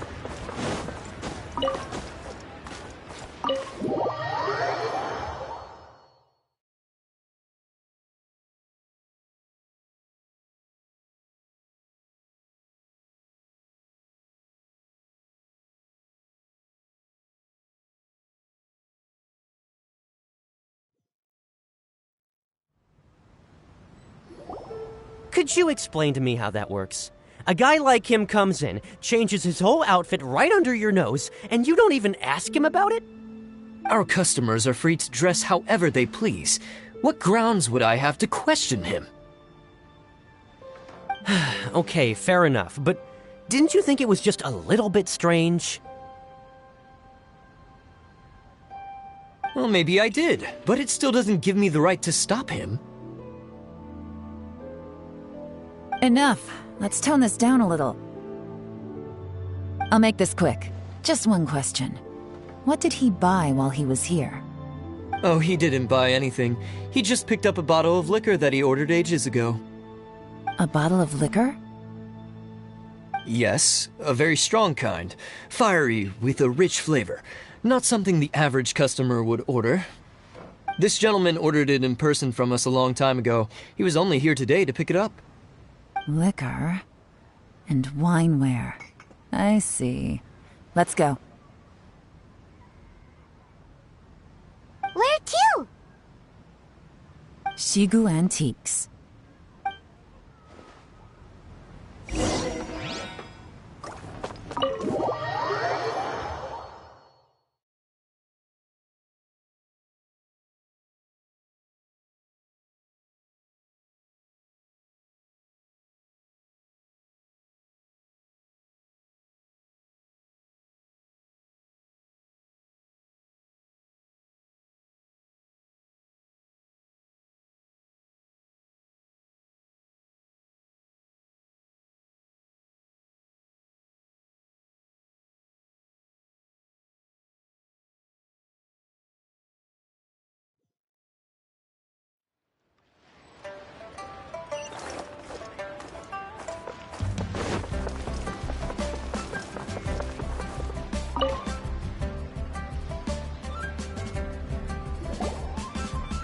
Hey, Miss Linlong. Sorry to bother you. Zhi ordered a wineware set from you not long ago, right? We're friends of his. He's been telling us how impressed he is with the quality, considering how affordable it was. So we just had to come and take a look for ourselves. Sure. Which model are you looking for?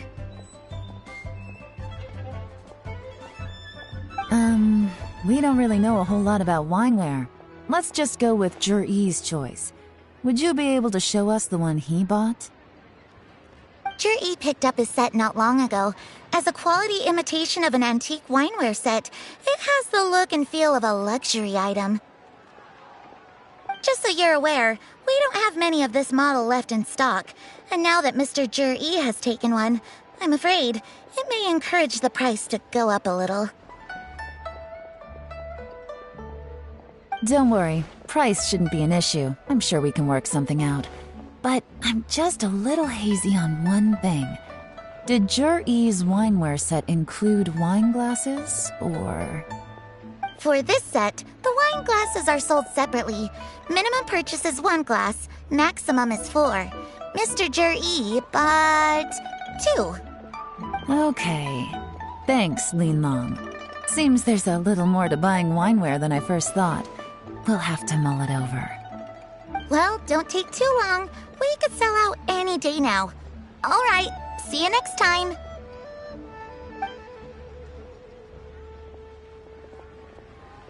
This is turning into a real headache. I'd just like to point out that we have the self-professed Grand Master of Fieldwork here to thank for being wholly incapable of tailing an ordinary civilian without being seen. It's not like you did any better. My specialty is information trading, okay? I don't have the physical agility. What's your excuse? Fair point. Yelan, so has the plan failed? Oh, if we can't figure out where Zhi went, there's not much we can do. But why was he buying liquor at Shinue Kiosk anyway? To celebrate? If so, It's no ordinary celebration. What do you mean? First of all, Jur-E isn't much of a drinker. On some level, he hates alcohol because of what it did to his father. If he was just looking to celebrate by himself, he wouldn't spend his meager savings on an expensive bottle of alcohol, let alone buy a pair of special wine glasses. No, this is a victory feast, held in honor of Jur-E's private sponsor. Whoever this person is clearly enjoys hard liquor and has a very high status, hence the need for expensive-looking wineware. Now, where might we find Fatui who match that description, I wonder? Fatui officials. Should be either the Snezhnayan Embassy or the Northland Bank. Have both locations surrounded. Take as many people as you need. Lady Yelan, is it time for us to make our move? If so, you can count me in. Get with the program, would you? This is a covert surveillance operation. Jur-E may be vigilant, but that doesn't mean the same is true for his drinking buddy. In which case, we don't need to change tactics. Just change who we're following. Great idea! So we just need to find out who Jur-E bought that liquor for and follow them instead! But Lady Yelan, if we get caught, this could become a major diplomatic incident. I'm well aware, but don't you see? Jur-E is gambling everything on this. If we really want to catch him, we're going to have to accept a little risk ourselves. Stick to your orders, and make sure we're covering all other bases too. Anywhere else Jur-E might be going. I want eyes on those locations. Yes, ma'am. Don't worry, Lady Yelan. Jur-E may be a slippery character, but we'll keep a close watch on the movements of all Fatui officials. I'll be waiting for you at the tea house. If I'm guessing correctly, Fatui officials are likely to take action at night. You should go and get ready, then meet me at Yansheng Tea House.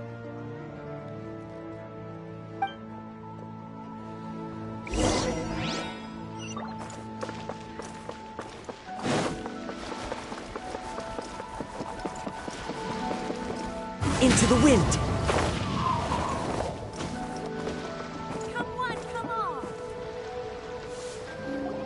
Perfect timing. Wenyuan just sent word that the Fatui ambassador, Yusupov, just left the embassy alone. He's heading in the direction of Qingshu Pool. Qingshu Pool? That's the place Jur-E mentioned in his manifesto!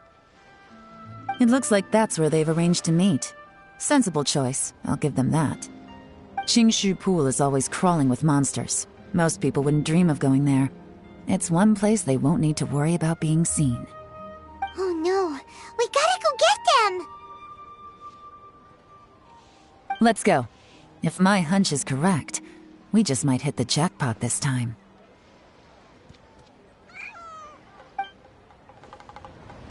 The nightlife here is so vibrant.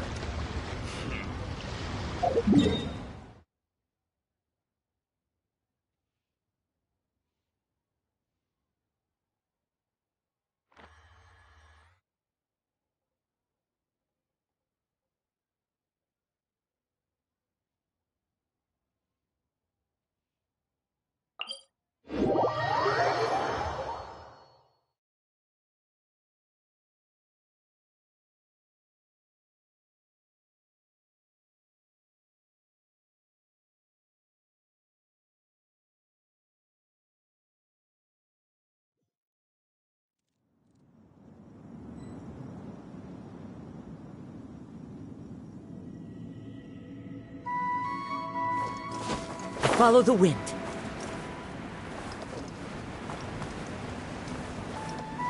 This is Qingshu Pool, full of ruins, crawling with monsters. Anyone with any sense steers well clear of this place.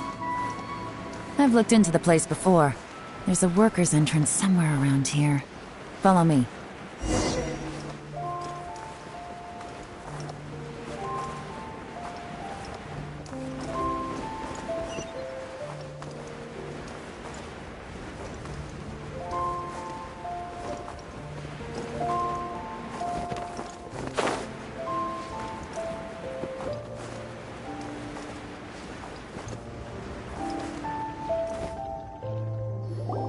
There's been some work done on this place in the past, but it's a bit of a labyrinth inside.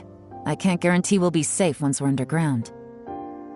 The workers left an emergency access route. If we can find it, this will be a much easier journey. Still, be ready to fight at any moment. Any resistance needs to be taken out quickly and quietly. We don't want to attract too much attention. Don't worry, we're all professionals here. By the way, Yelan, where are your 3 little helpers at? They have other things to take care of first. We couldn't afford to wait for them, but they'll join us later.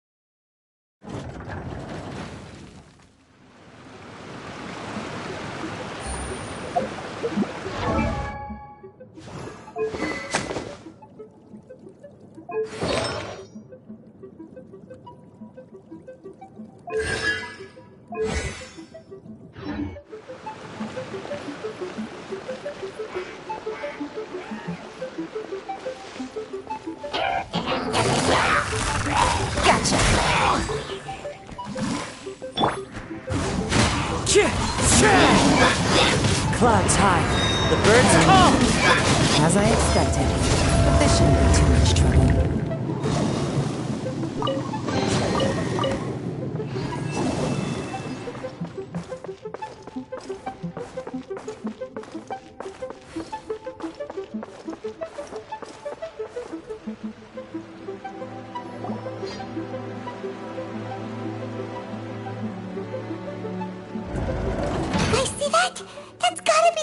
Ambassador here to meet Ji. Looks like he went through that door. That must be the emergency access route, right? Come on, let's hurry.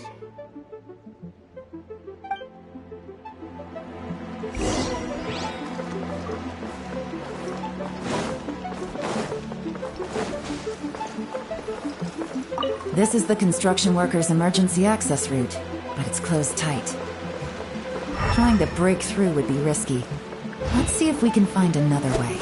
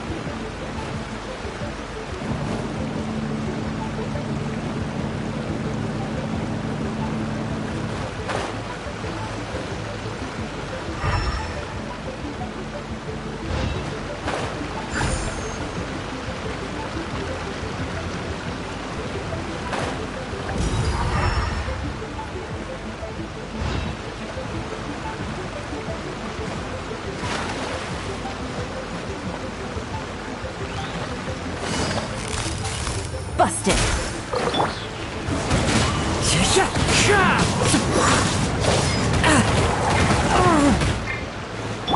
Barbados, guide us!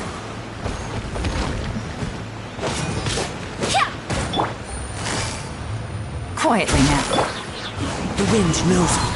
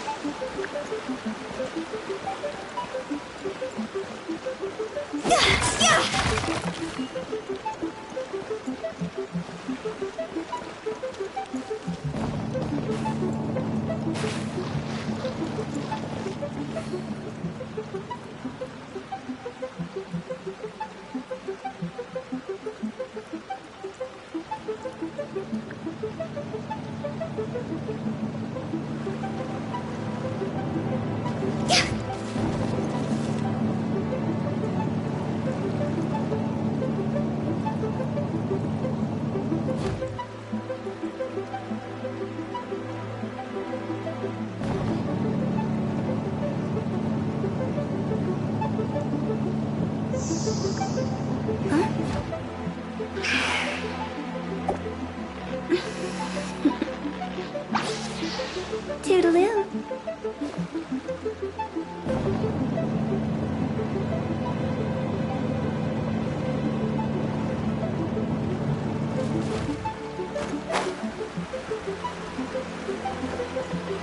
Huh?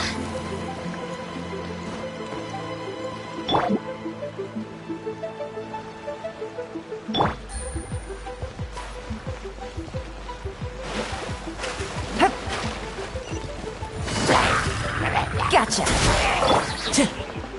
Into the wind!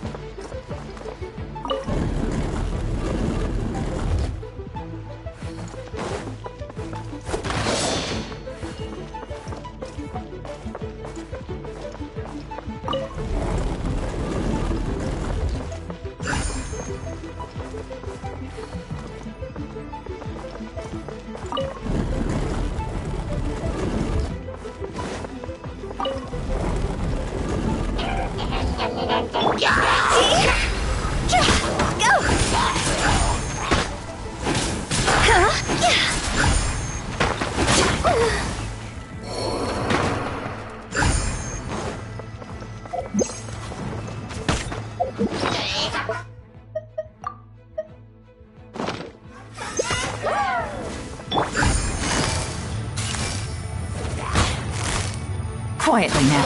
Here comes the catch. Gutsy.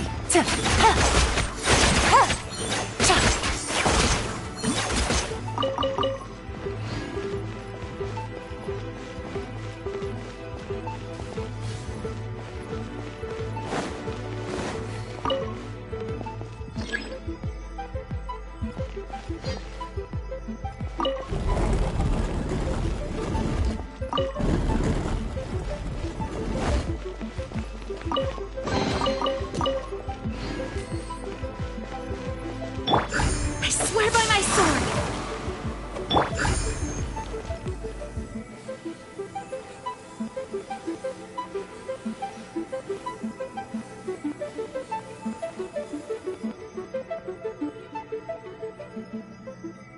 Wanna come over for tea?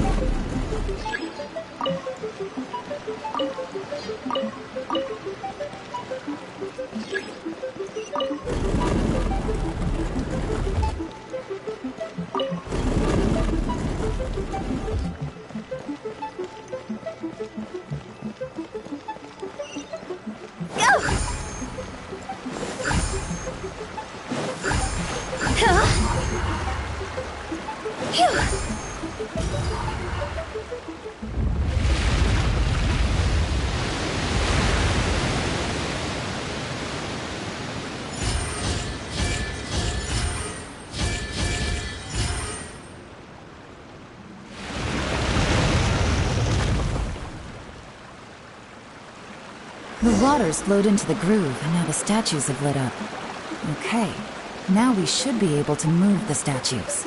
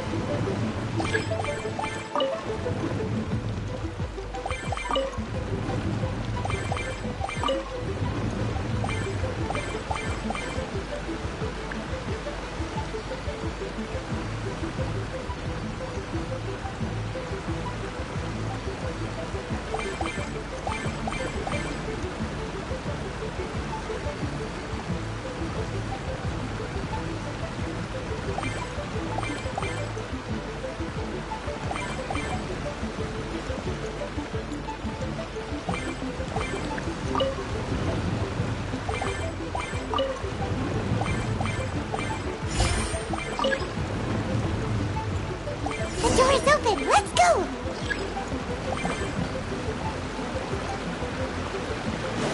We should be nearly at the bottom now. Let's wrap this up.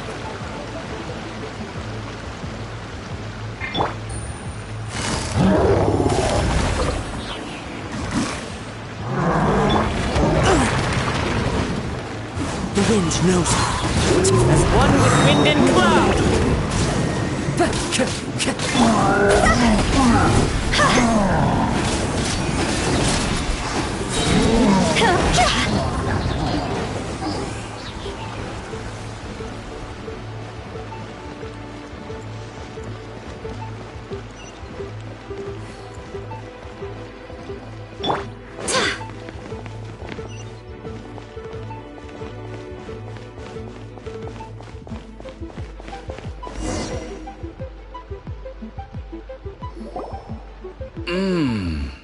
I can tell from the aroma that this is very fine liquor indeed. I'm impressed. Come on, bottoms up. After you, of course.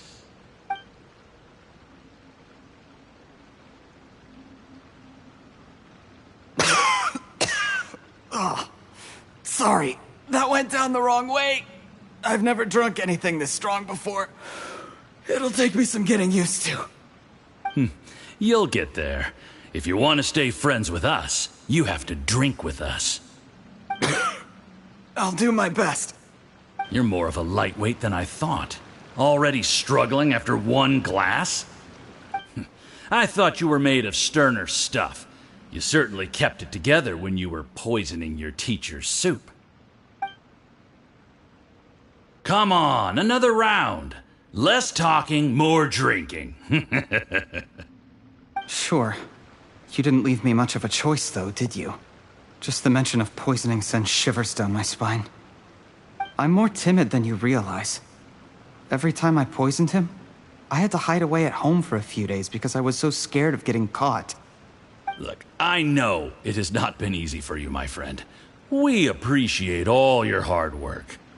But, I have to say, you really are quite a genius at poisoning people. I mean, the poison we brought from Snezhnaya is as strong as this wine, but you found a way to turn it into an imperceptible, slow-acting poison and came up with the idea of delivering it through fish soup. What was it you said? Oh, yeah. You said the soup's fishy flavor neutralizes the pungency of the poison, and this process even makes the soup tastier as a result. How did you think of that? It struck me one day when I was fishing. I'm lucky it did. Otherwise, I'm not sure I would have been able to fool Uncle Tien. You have performed excellently. The Fatui will continue to provide the support you need to consolidate your position as Tien Shu. Of course, this is as long as you continue to do as we instruct. Aside from Qingshu Pool, we also have some other requests for you, which we will inform you of in due course. Don't worry. Whatever tasks you have for me, I will perform them diligently. Did you hear that? It was poison! That's why Uncle Tien hasn't been feeling well recently. It's all Jurye's doing. What a nasty guy! Seize him! Hold on. Did you bring a camera? If not, you can use mine. This is quite a scene. We have to capture it for posterity.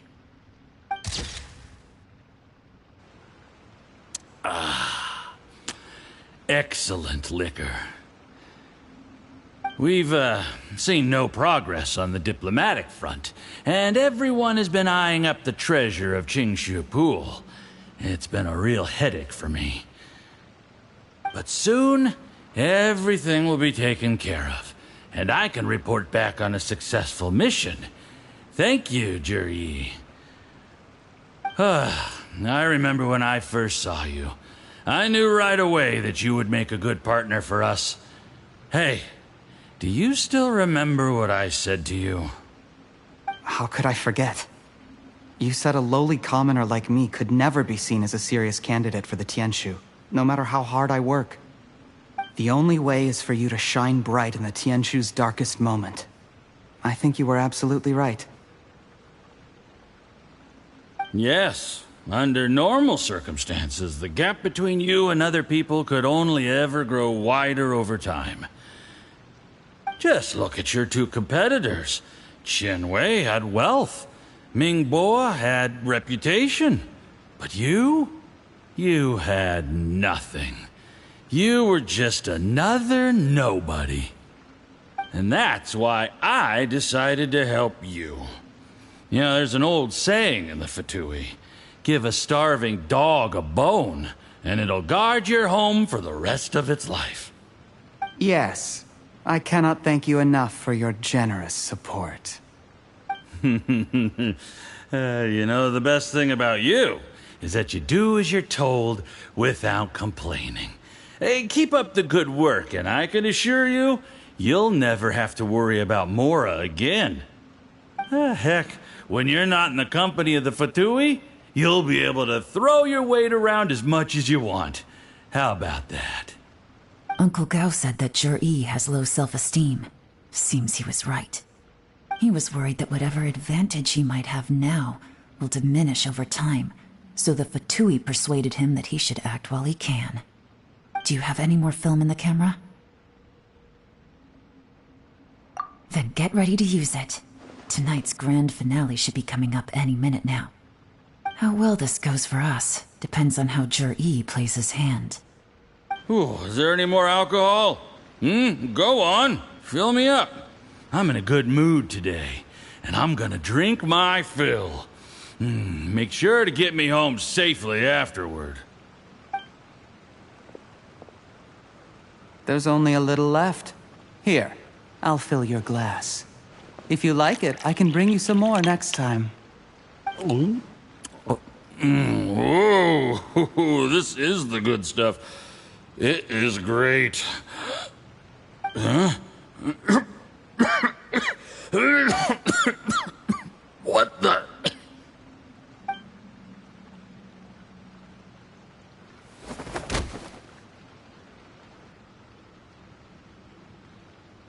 Jurye, you poisoned my wine? But when? You seem surprised, Mr. Yusupov. How could you?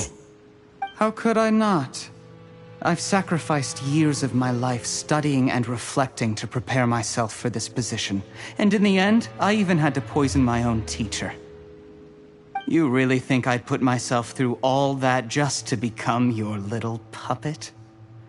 I don't want to bow down to anyone ever again. And that includes you. You imbecile. It's the Fatui who got you to where you are. Do you understand? If I disappear with no explanation, the embassy will come after you. They'll get to the bottom of this. Mark my words. Do you see the haystack in the corner? Underneath it is a pile of explosives. And next door in the dark room are the 3 undercover agents you sent to infiltrate the Black Cliff Forge. I'm gonna stay here till I see you slip into unconsciousness.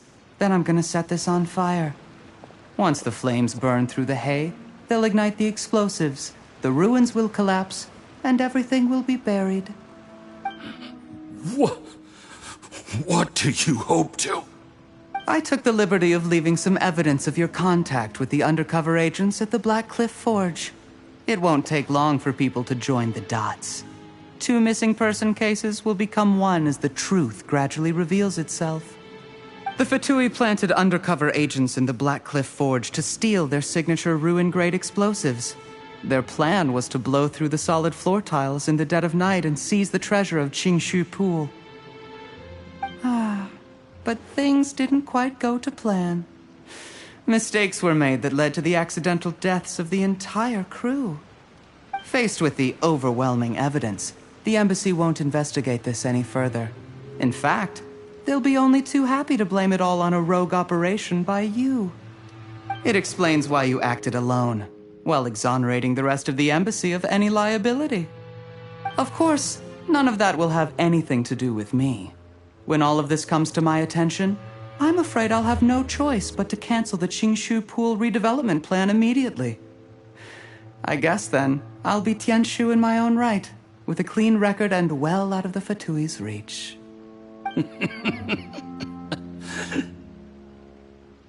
Cherry, do you really think you're gonna get away with this? The Fatui has a record of everything. That includes the poison, all interactions between us, even my trip here tonight. After I die, they'll come looking, and they'll get to the bottom of this. A record? Oh, you must mean the one in the hands of your second-in-command, Theophan? How do you know about that? Because when you contacted me, I also made contact with your associates. I have Theophan to thank for providing me with the poison I used on you today. He'll help me tie up all the loose ends. After all, your untimely demise comes with a few perks for him.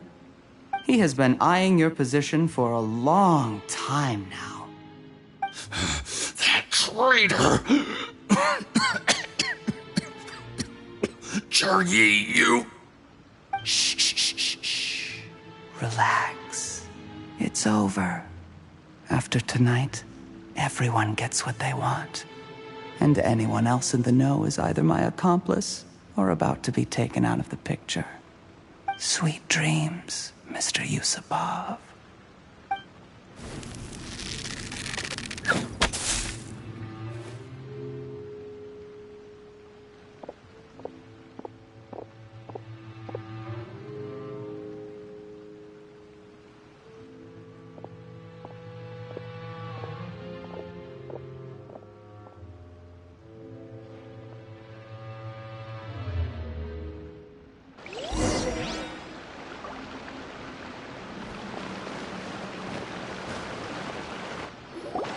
I did a little surveying on the way here and found that you'd left yourself 3 escape routes in case things went south. I have them all surrounded. If you're thinking of trying anything, save yourself the effort. The game's up. We were here the whole time and have pictures of everything. They came out pretty nicely. Want to see them? The game's up? Forgive me, I'm not quite sure what you're referring to, Miss Yelan. I happened to discover a Fatui operation here, so I approached them on the pretext of joining forces and eventually brought them down from within. If it pleases you, Miss Yelan, I'd be only too happy to have you join me in investigating this matter. This is how you want to play it, huh? Fine. You do you. All we need to do to convict you is establish that the poison in his system is the same as in Uncle Tien's. Nothing else you wanted to add? Let's leave it there then. Time to go. One wrong move and it all comes crashing down. I should have been more careful. You followed him here, didn't you? I was so focused on keeping myself out of sight, I forgot he was a potential liability. Let's talk about this, Yelan. I gave you my word that I would live up to the Tianshu name, and that much I can still guarantee. Your point being? When I take office, I can guarantee that I will act in your best interests. In fact, all of you here tonight can expect very generous treatment in the future. I don't deny that I used underhanded methods to get here. But given my lowly origins, what other choice did I have? You still don't get it, do you? Even now. What do you think?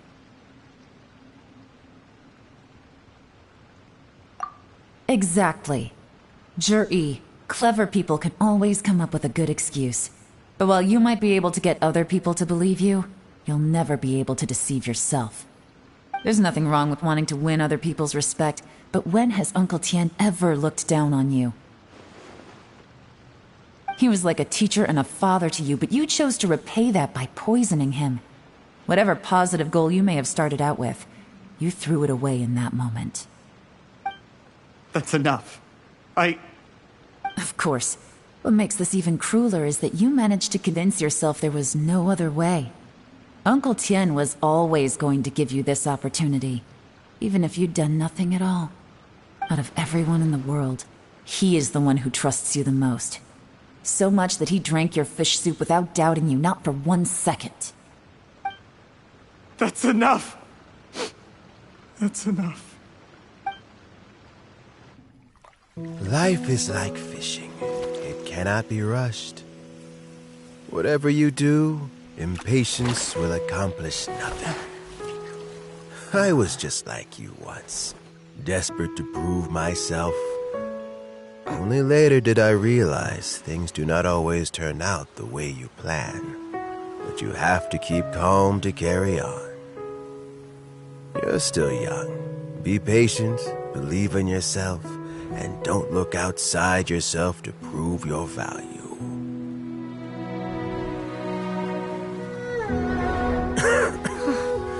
Where's Juri these days? It's been a long time since he last paid me a visit. Maybe he's just busy. Well, next time, if he doesn't bring a pot of piping hot fish soup, don't let him in.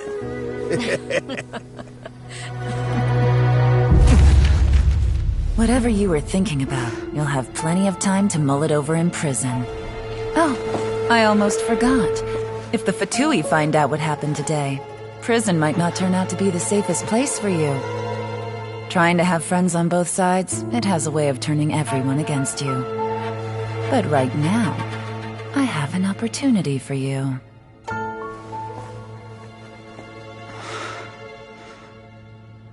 Huh?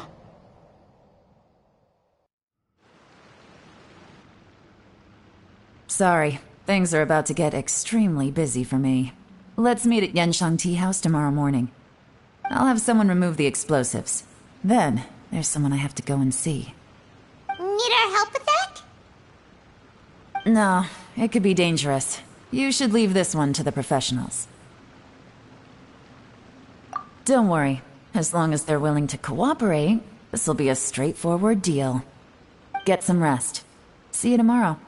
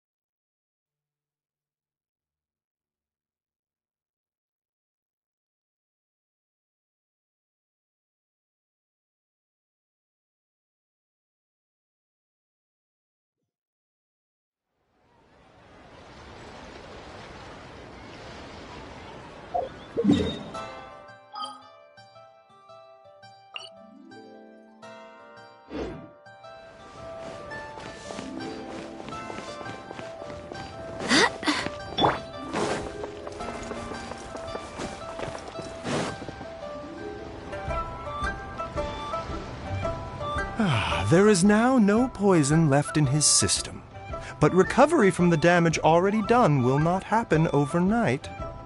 Dr. Baishu, is my father going to be... You needn't worry too much.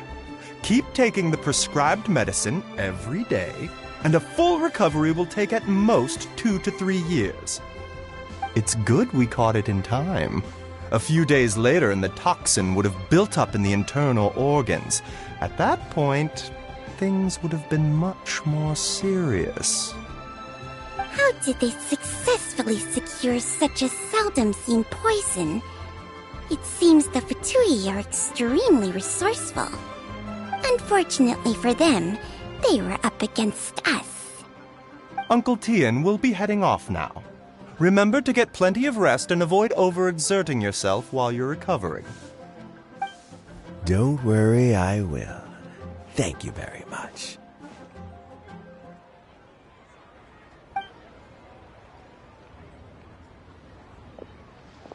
Ah, you're here too? Thank you for all you've done to resolve this situation. I'll have to make some tea in a moment. You simply have to try it. Yes, the exhaustion seems to have gone. My mind is steadily getting clearer again.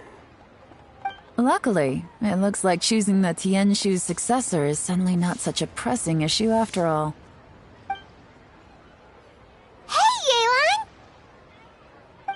My work is mostly wrapped up, so I thought I'd take a minute to check in here. The assessment process comes to an end here, Uncle Tian. In my opinion, Zhi is not suitable for the position, but Qianwei and Mingbo both have potential. You have my gratitude. People can change their loyalties easily. I've always known this. But whenever it happens, it's still a dismal experience. Is it just Paimon, or is Uncle Tian not that surprised? Don't underestimate Uncle Tian. He wouldn't have appointed me as assessment officer if he hadn't had his doubts about Zhi. Normally, the Yuehai Pavilion would be responsible for assessing the candidates. Isn't that right, Uncle Tian? Yes, to be quite honest, I wanted to trust him unreservedly. But I have to be responsible with the position of Tianshu.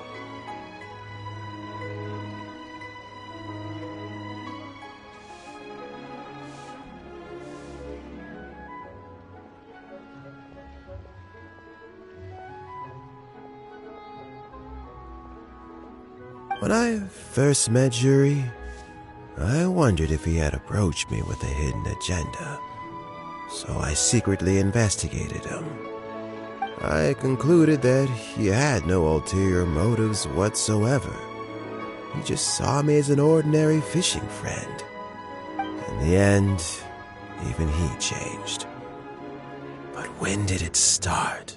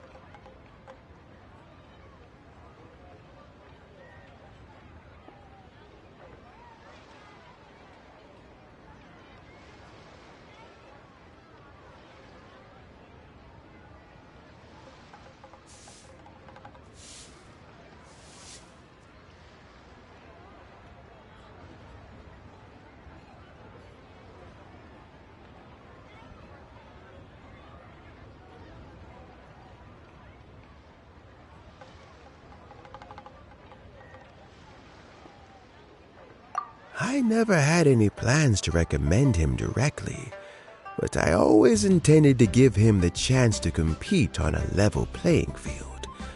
Family background and fame mean everything to many people, but I don't attach great importance to them.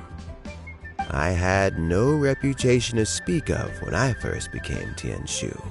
I relied on Ganyu's assistance for all manner of things.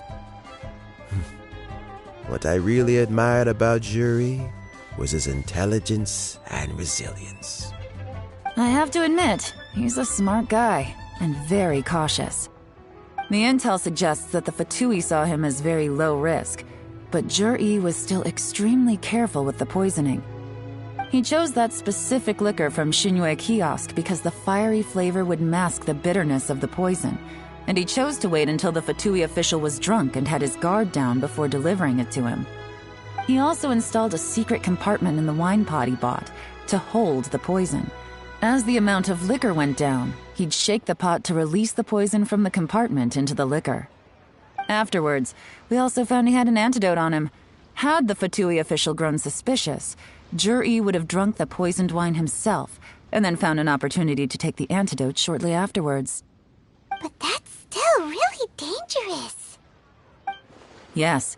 Had he drunk the poisonous wine, he still would have faced serious health consequences despite taking the antidote. He didn't hesitate to put himself in harm's way to achieve his goal. How is Juri now? Well, I mean, he's sitting in a jail cell. Like Yanfei says, everyone who breaks the law has to pay the price. Still, he's cooperating. He didn't turn down my offer to strike a deal. I'll make sure there are plenty of guards around to keep him safe from anything the Fatui might be planning. A deal? Does this have to do with what you said to him when you arrested him? Yes, Juri's not the one I'm interested in. If he was as far as this went, I'd have handed the case off to my subordinates as soon as I realized. But once the Fatui became involved, things got a whole lot more interesting. I thought I might have the chance to catch a big fish. Well, did you? Almost. Unfortunately, it slipped off the hook at the last second. Uncle Tian? Yeon? What are you talking about? Paimon doesn't understand. Jur-E colluded with the Fatui to try and secure the position of Tianshu. Or, to put it the other way around, the Fatui made an attempt to interfere in the Tianshu selection process. With Yusupov in our hands and a statement from Jur-E, we could afford to continue with a diplomatic offensive. Also, we'd be able to gain control of Theophan, Yusupov's second-in-command. Then we'd have a pawn in the ranks of the Fatui. Pawns like this can be major assets. They open up all sorts of new options. Why else did you think I was investing so much time and effort into this case? So, okay, well, did your plan succeed? We got halfway. The first part went off without a hitch, and we passed all the information on to Lady Ningguang. But when we tried to make contact with Theophan, he was gone, along with all the evidence. The Fatui must be spying on us. Otherwise, they'd never been able to respond so quickly. I found out from other sources that the Harbinger Regrator got involved. The Fatui's main forces aren't concentrated here. Regrator was only treating this as a peripheral concern. It's a pity that Theophan got away, but knowing which Harbingers are still looking at Liyue is something. It gives me a starting point for my next mission. I have to ask, Yelan, do you have any desire to take over the position of Tianshu yourself? I remember you showed some interest a few days ago at Yenshang Tea House. In my estimation, you are more than competent. Oh, that. I was obviously joking. I prefer my current life. There's danger and there's excitement. Although it'd still be a behind-the-scenes role, as Tianshu, I wouldn't have the chance to get involved in anything truly clandestine or face any real danger. All right, I'm done here. Time for me to go. I'm heading off again in a few days, and I still have to prepare. Where are you off to this time? As you might have guessed, it's for me to know and you to find out. But I'm sure if you keep going as you are, getting yourselves involved in other people's business all the time, you're sure to get caught up in another misadventure before too long. Maybe I'll see you the next time danger beckons. Until then, keep your wits about you. A lot of people are watching you for a lot of reasons. If you have any more questions, just ask Uncle Tien. After the recent turn of events, I'd say he owes you one, wouldn't you?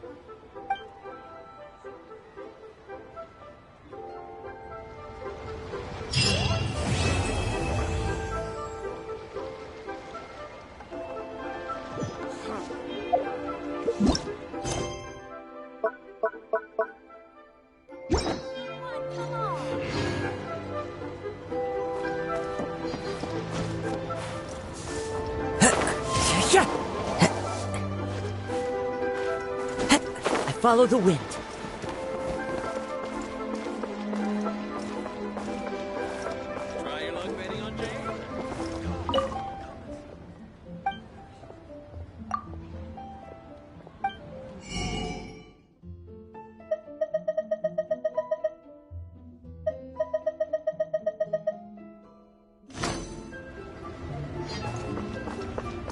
I just like to make people smile.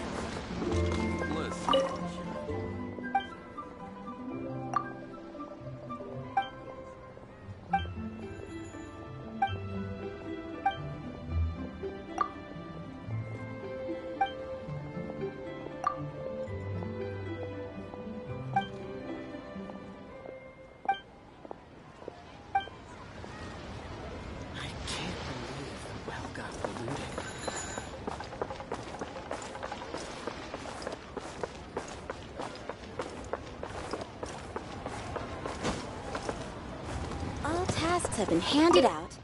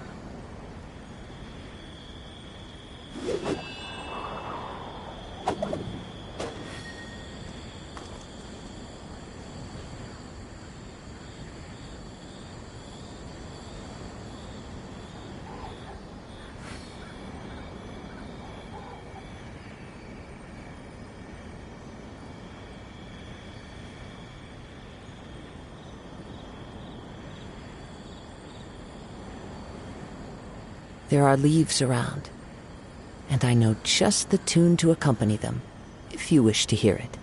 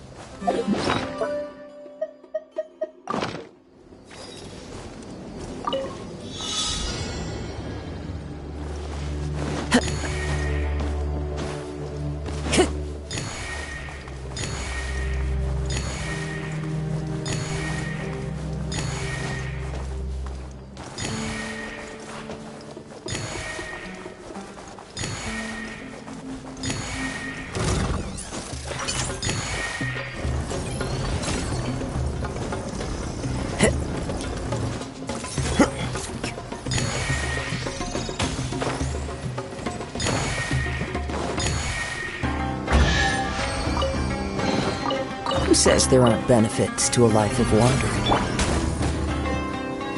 Gotcha! Things are about to get dicey.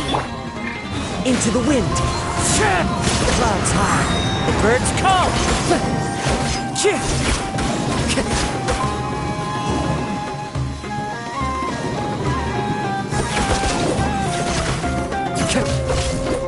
The wind knows it. Quietly now.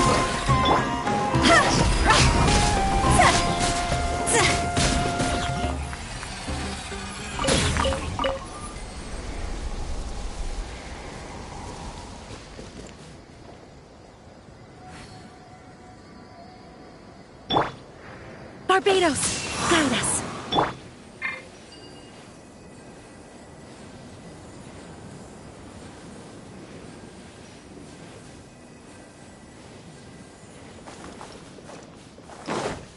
Time to go.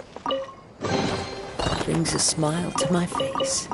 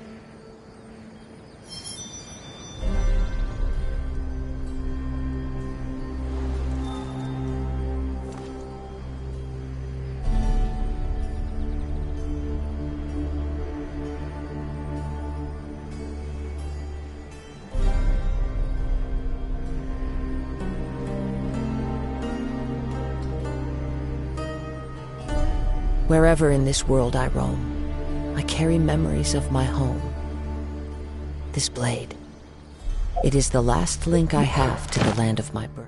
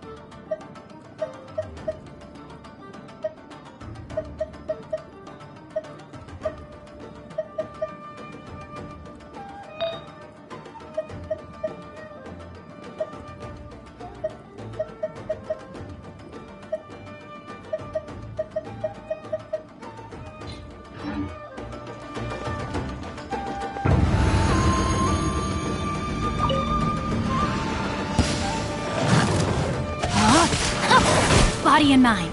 Take it easy. Here comes the catch. Gotcha.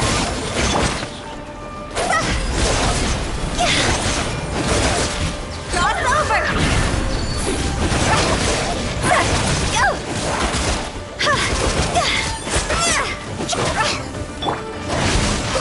Time to act. Witness the power of Gua. This isn't good.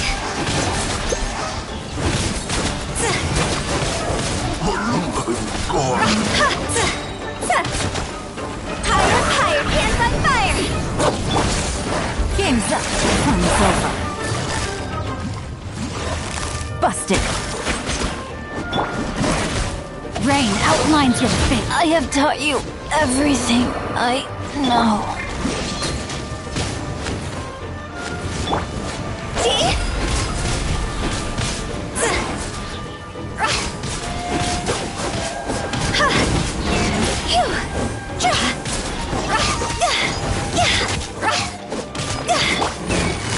Quietly now. Here comes the catch.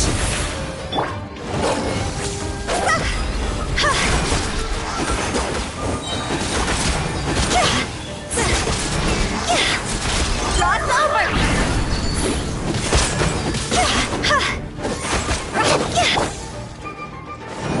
I'm going in! Gotcha.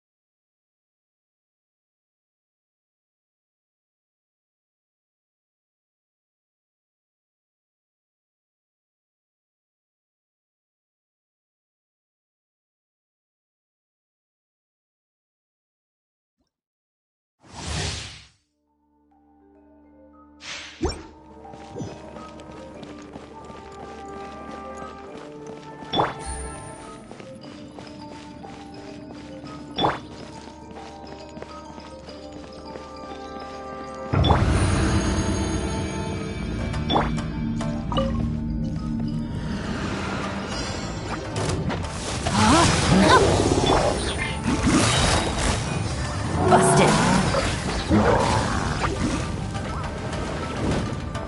are about to get dicey.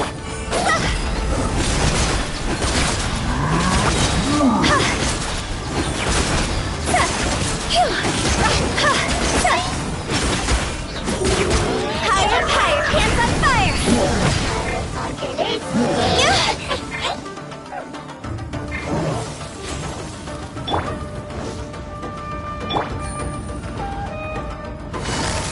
Quiet. Really? Teamwork is dreamwork! Why do they never miss?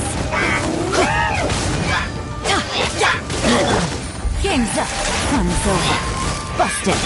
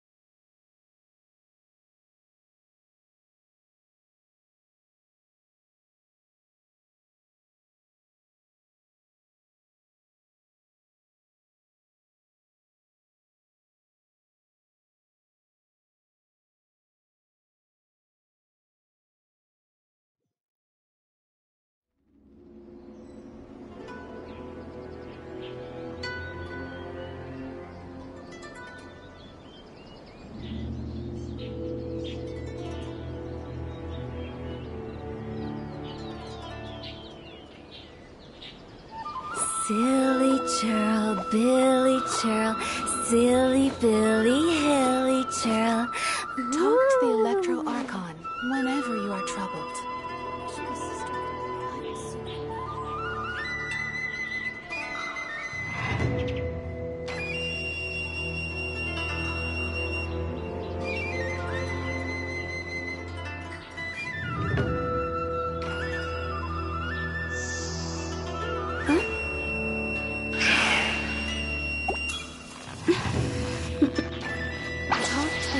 Toodaloo. Whenever you are troubled.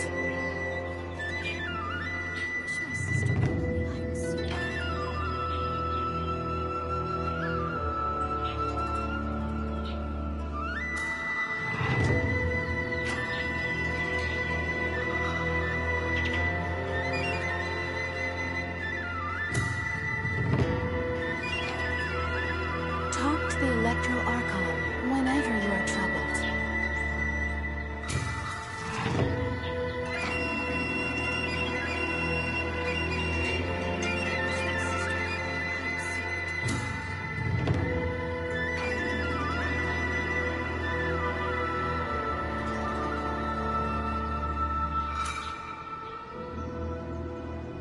Talk to the Electro Archon whenever you are troubled.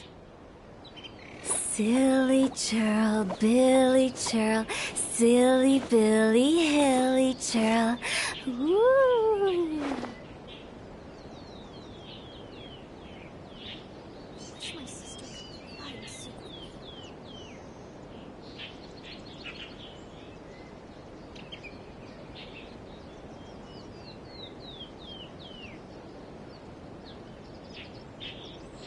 When the Talk to sun's the out, Electro bathe in Archon sunlight. whenever you are troubled. But when the moon's out, bathe in moonlight.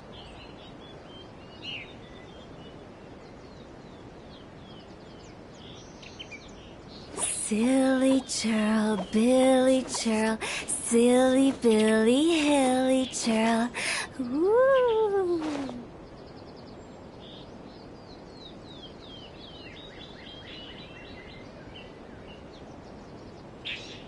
Talk to the Electro Archon whenever you are troubled.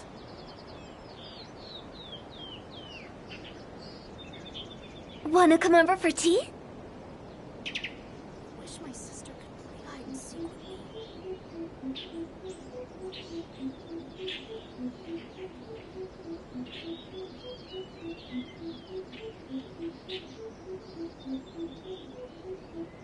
Talk to the Electro Archon whenever you are troubled.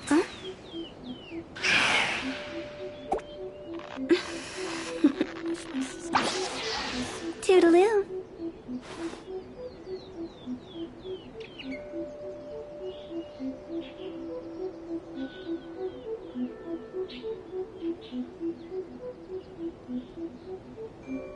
Talk to the Electro Archon whenever you When are the troubled. sun's out, bathe in sunlight.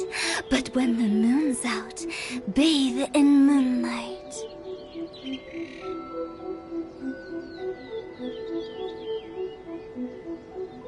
Wish my sister could play hide and seek with me. Silly churl, Billy churl, silly Billy, hilly churl.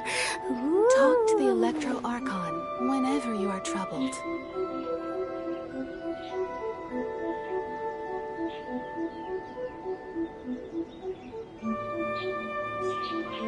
Wish my sister could play hide and seek with me.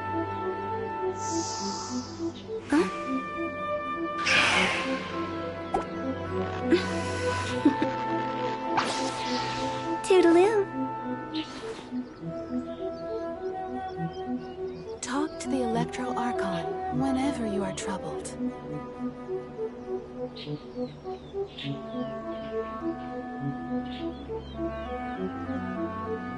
Wish my sister could play hide and seek with me. One client, two clients, three clients.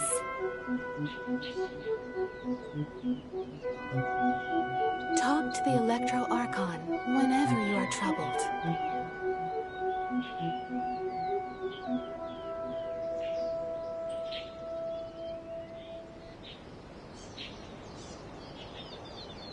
Wish my sister could play hide and seek with me. Wanna come over for tea?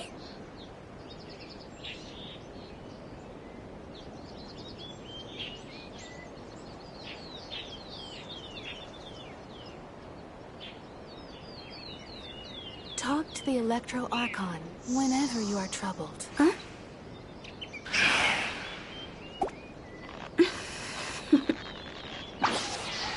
Toodaloo. Wish my sister could play hide and seek with me.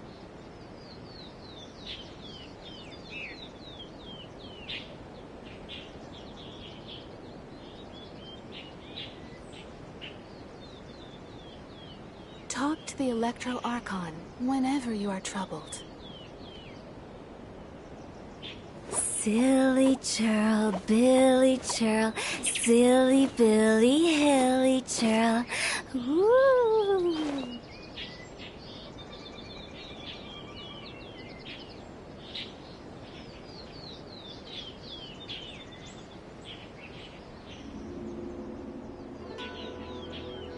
Talk to the Electro Archon One whenever you are client, troubled. two clients, three clients. Wish my sister could play hide and seek with me.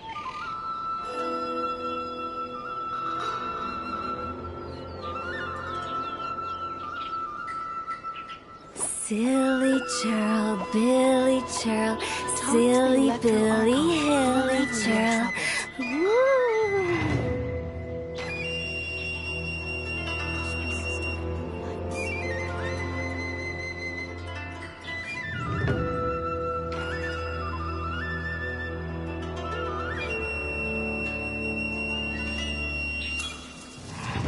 When the sun's out, bathe in sunlight.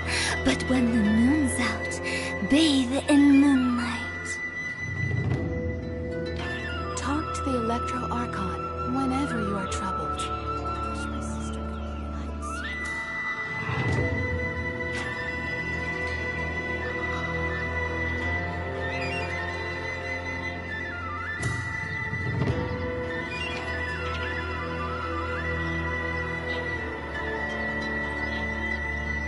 Silly churl, Billy churl, silly Billy, hilly churl.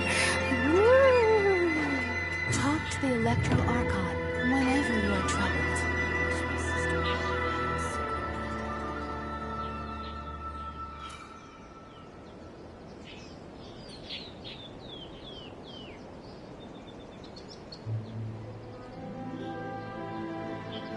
Wanna come over for tea?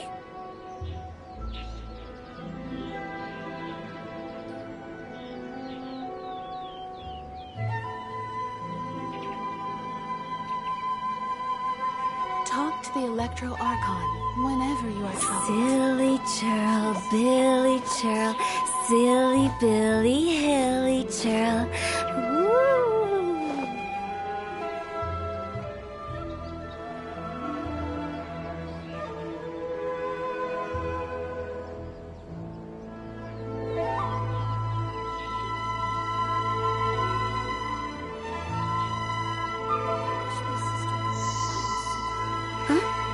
Talk to the Electro Archon whenever you are troubled. Toodaloo.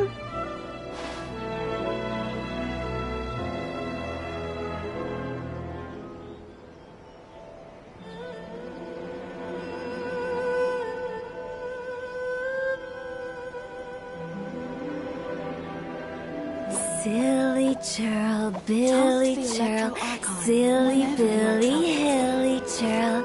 Woo!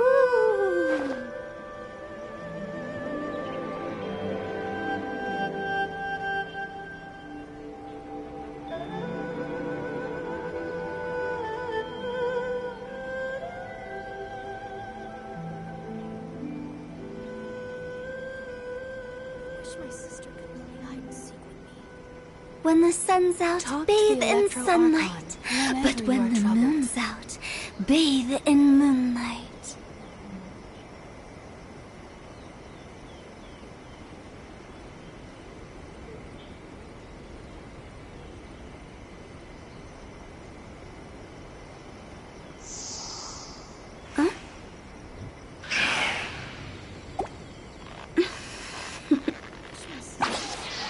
Toodaloo.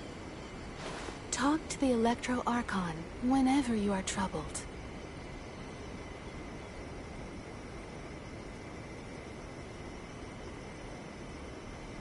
Silly churl, Billy churl, silly Billy, hilly churl. Woo! Wish my sister could play hide and seek with me. Talk to the Electro Archon whenever you are troubled. What? Another bad one? No, let me try that.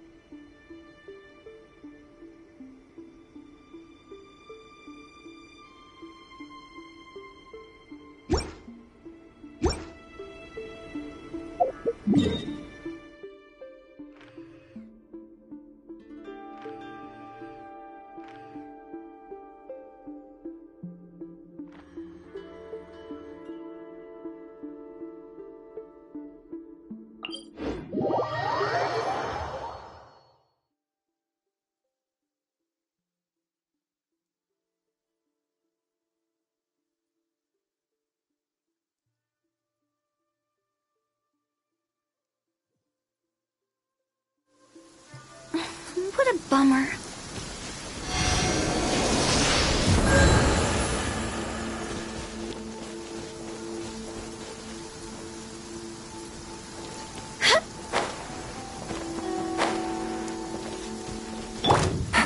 Let me try Gotcha.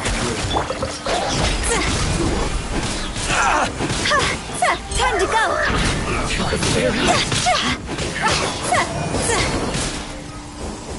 You win this battle.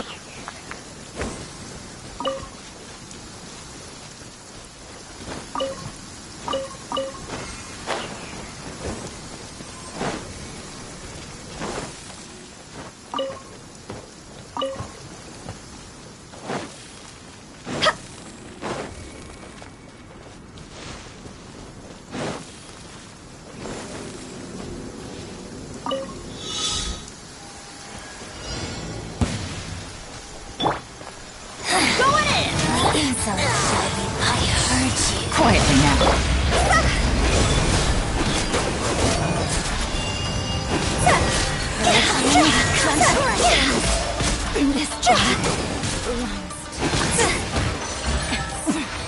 Winter shall eventually come. Jackpot!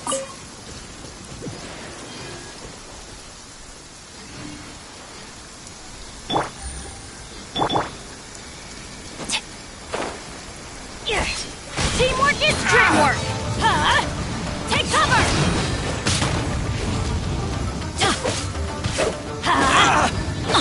To the ferry. Huh?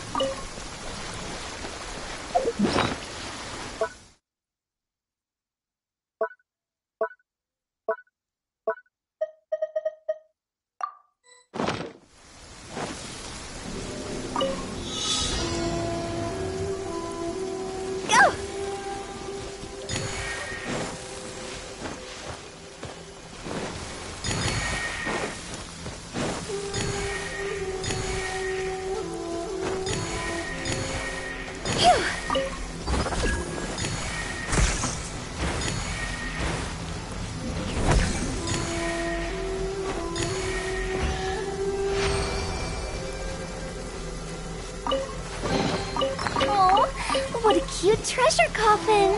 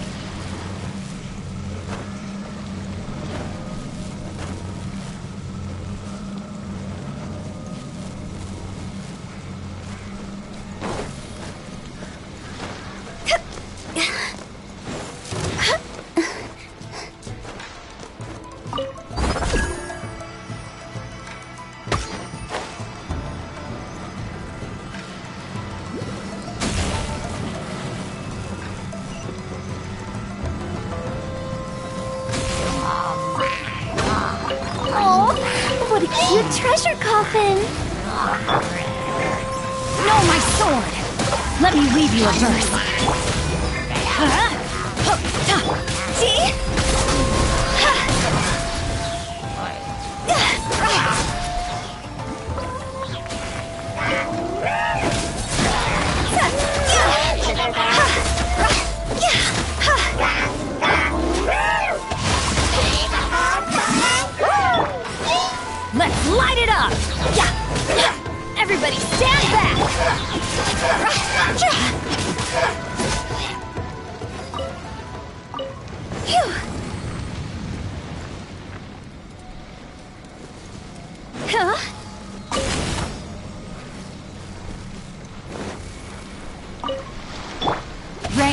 outlines your fate.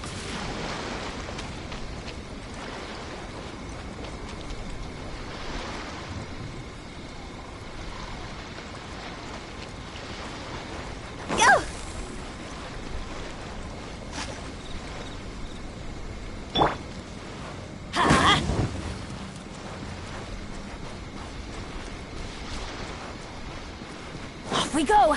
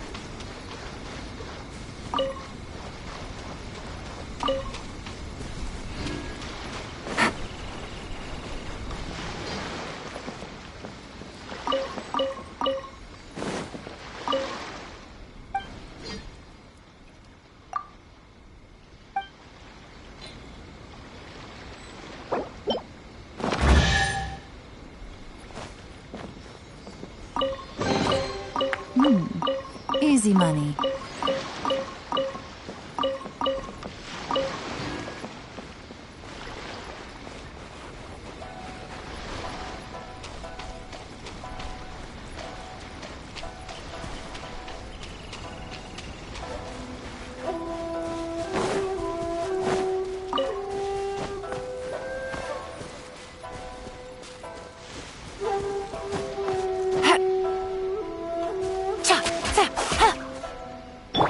Let's light it up!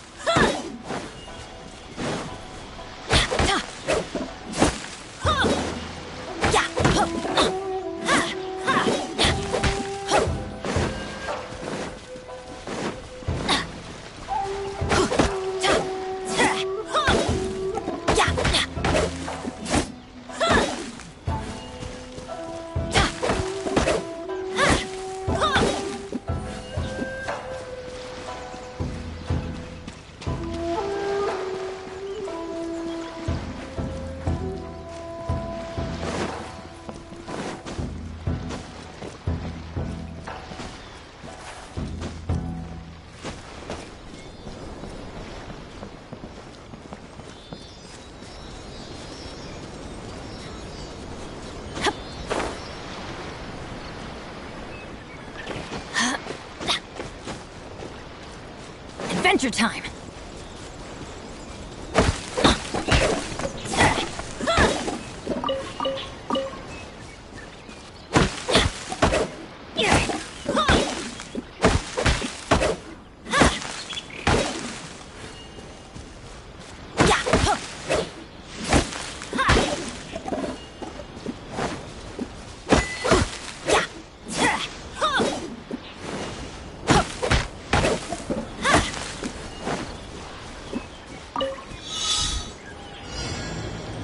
we go!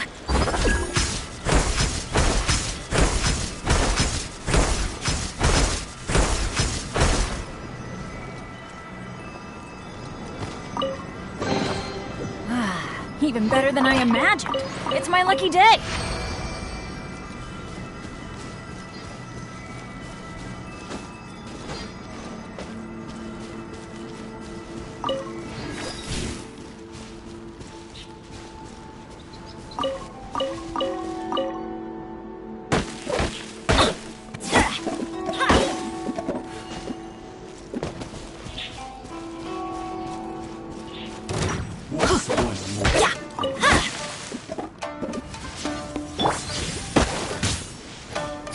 Busted. These are about to get dicey.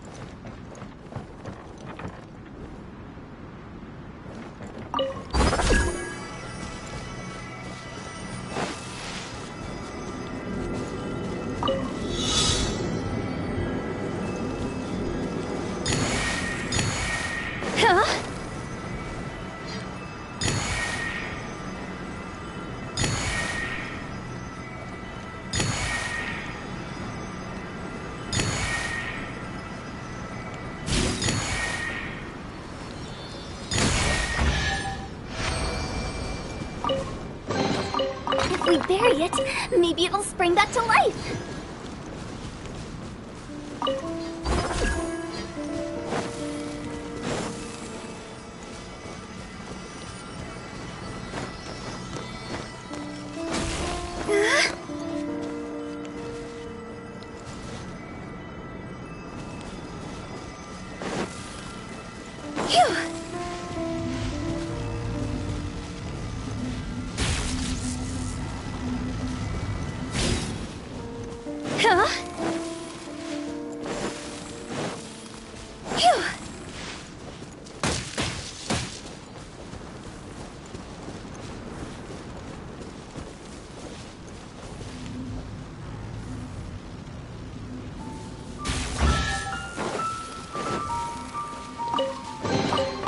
If we bury it, maybe it'll spring back to life.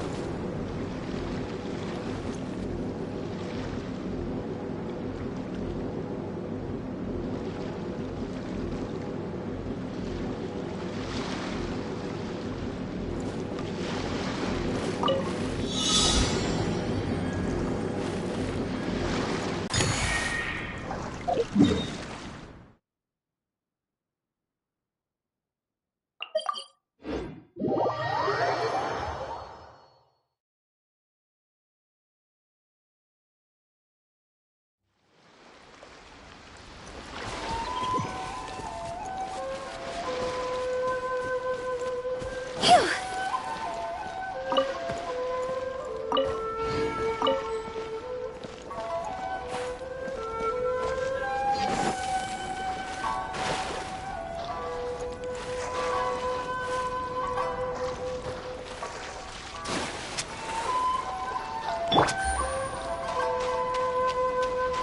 Let's get down to business. One more. Quietly now. Ha! Adventure time. That won't work. Rain cutter. See? Look at the baby. You win this battle.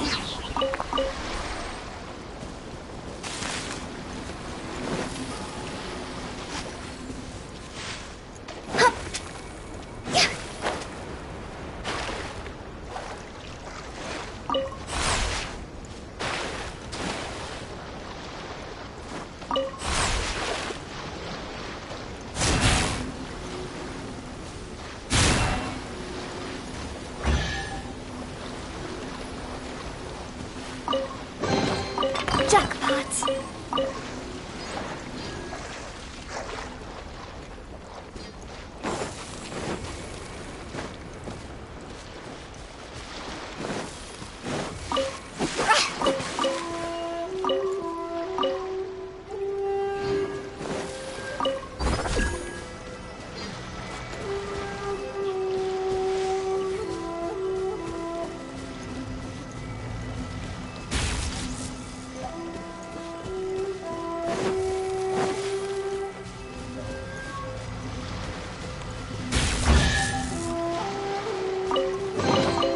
Oh, what a cute treasure coffin.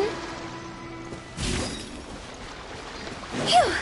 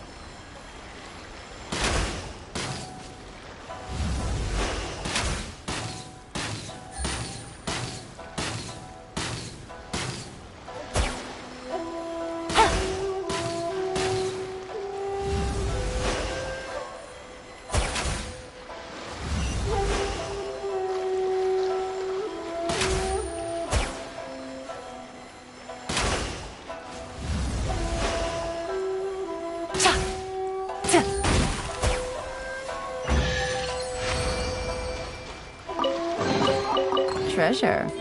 One way to draw your target out of hiding.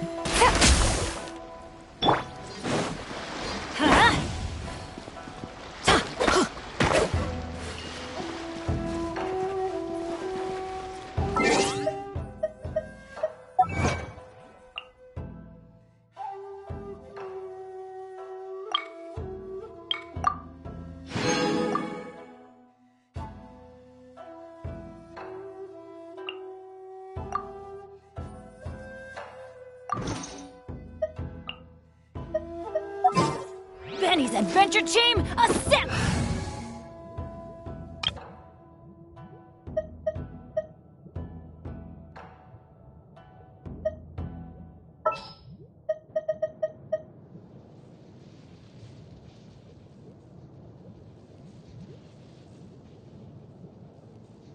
I'll watch your back.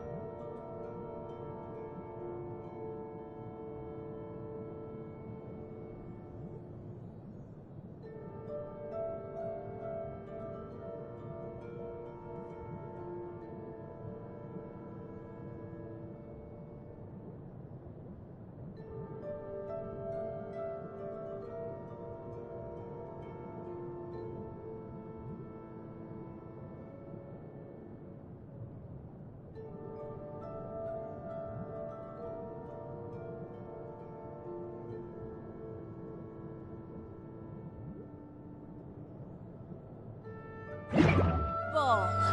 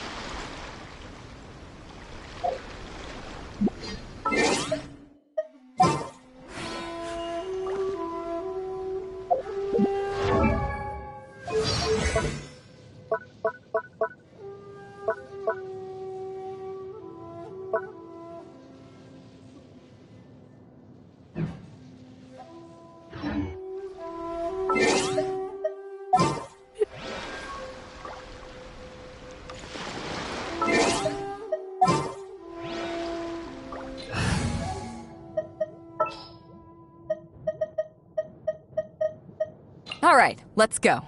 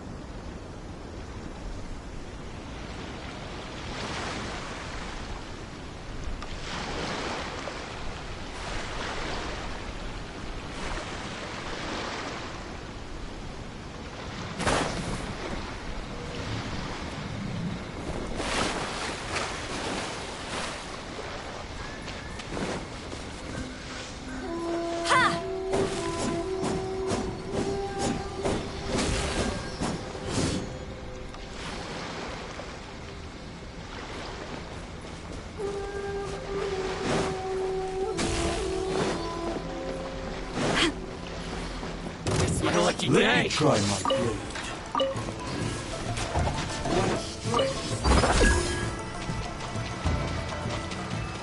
Cheap tricks.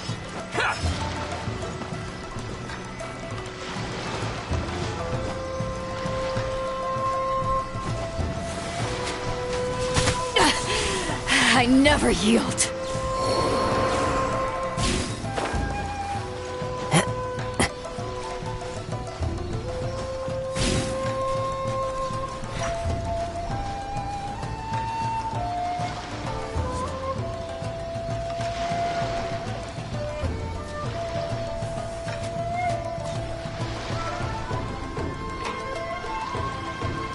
Follow the wind. The perfect distance!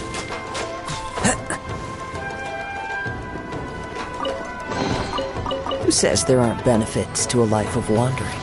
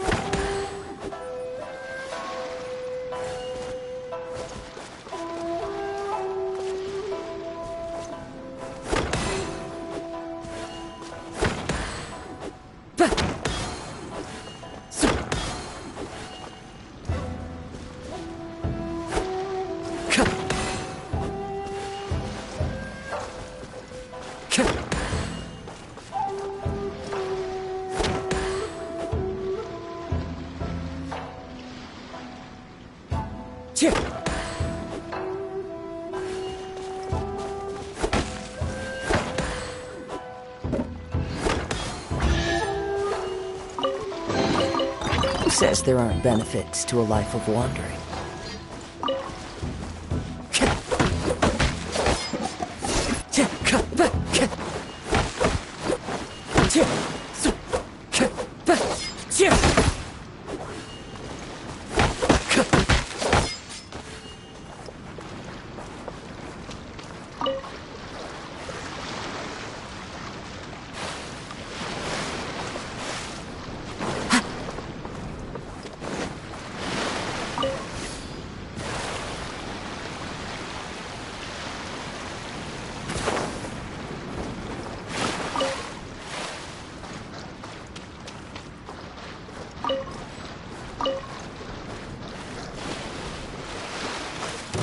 Let's get down to business. Suffocate! Going somewhere?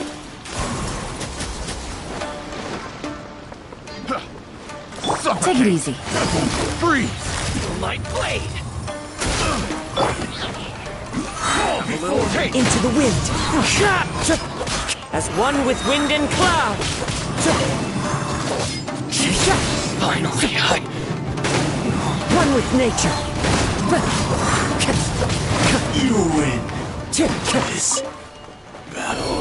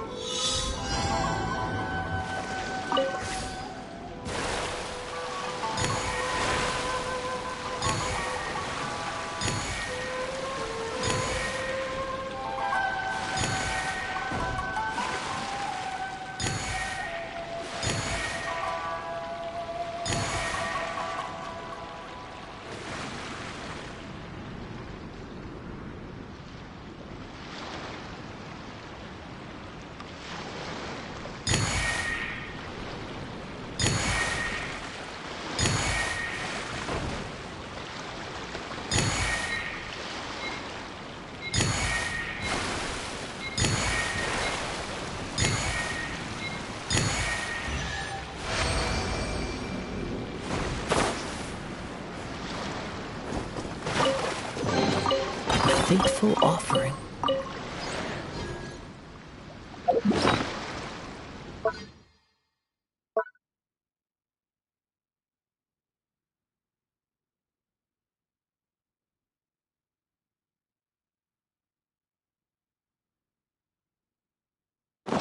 There are leaves around.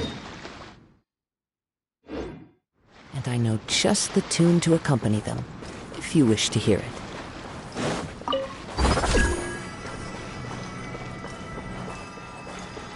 There you are, eavesdropper. Busted.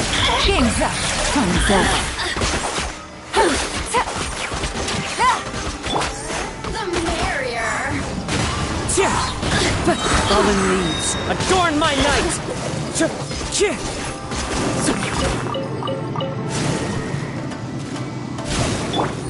Here comes the catch. Can't run from death.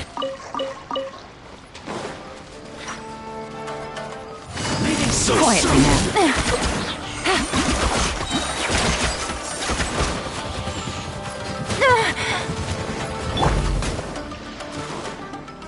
Into the wind! Clouds high, the birds call! The wind knows me.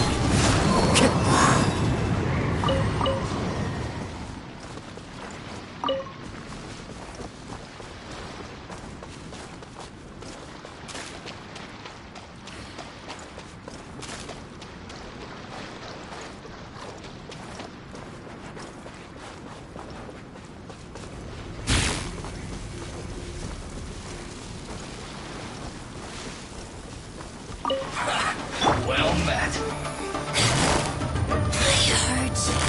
Busted. These are about to get dicey. We've only just Into the wind! You can't run. Fallen leaves, adorn my night!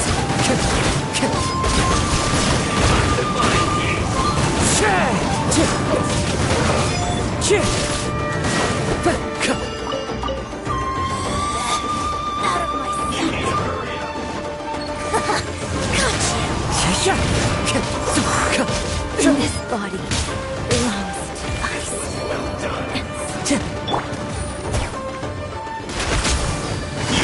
Gotcha. Game's up. Fun's over.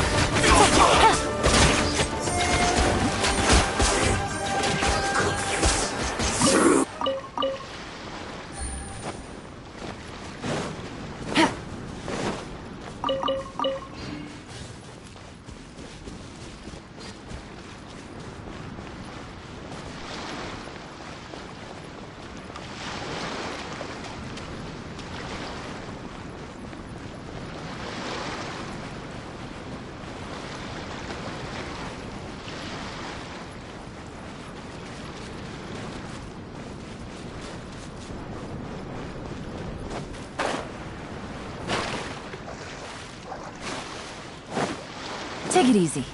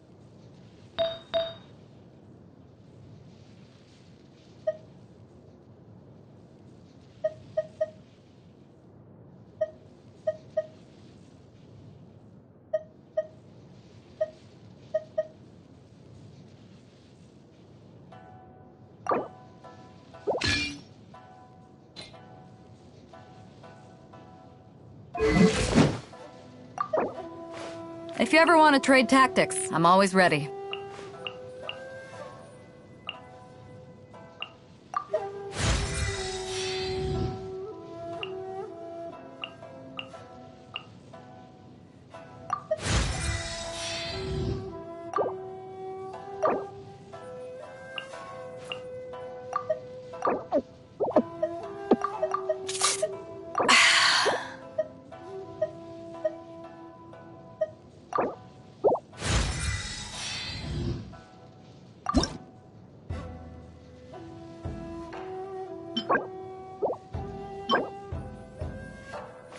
If you ever want to trade tactics, I'm always ready.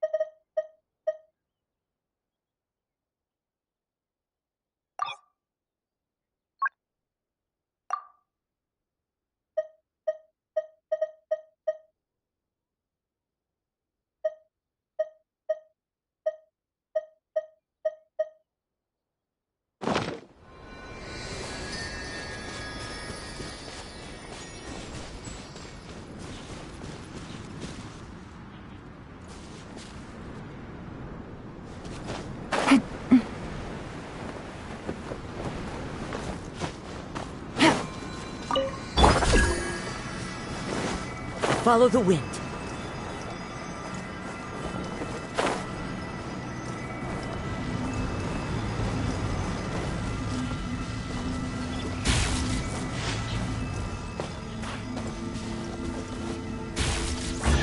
Time to go. Who says there aren't benefits to a life of wandering?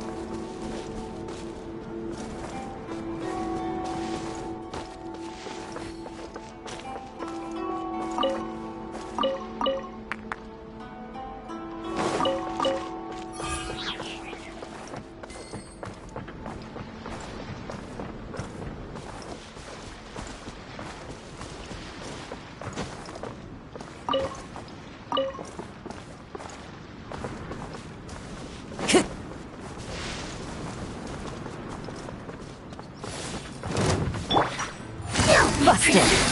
The insolent shall be punished. Things are about to get dicey. One with nature. We've only just begun. Clouds high. The birds call. The wind knows me.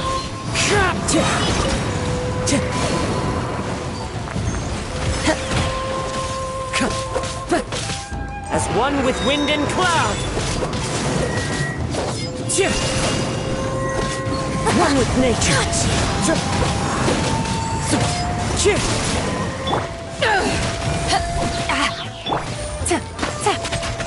Gotcha.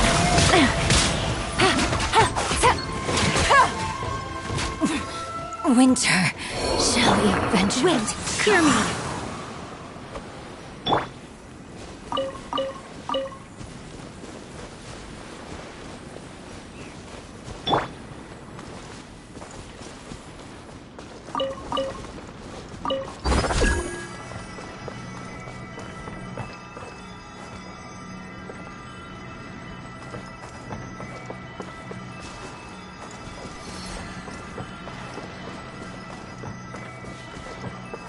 Time to go.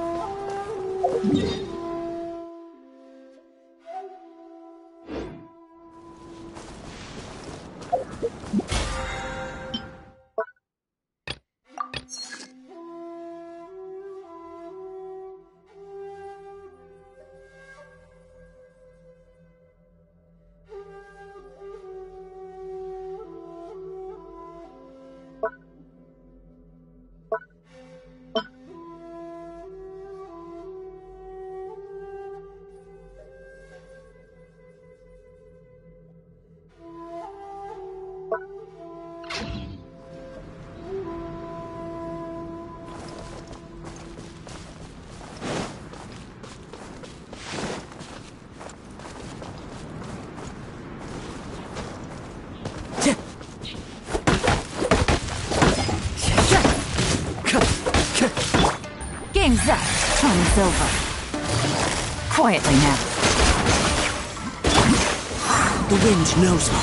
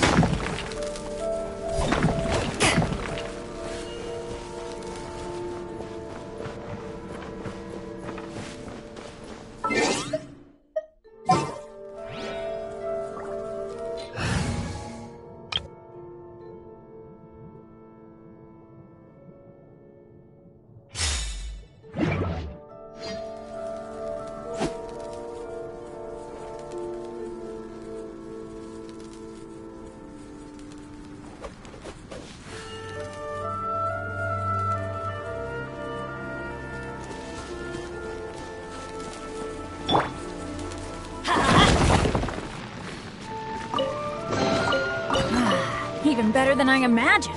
It's my lucky day.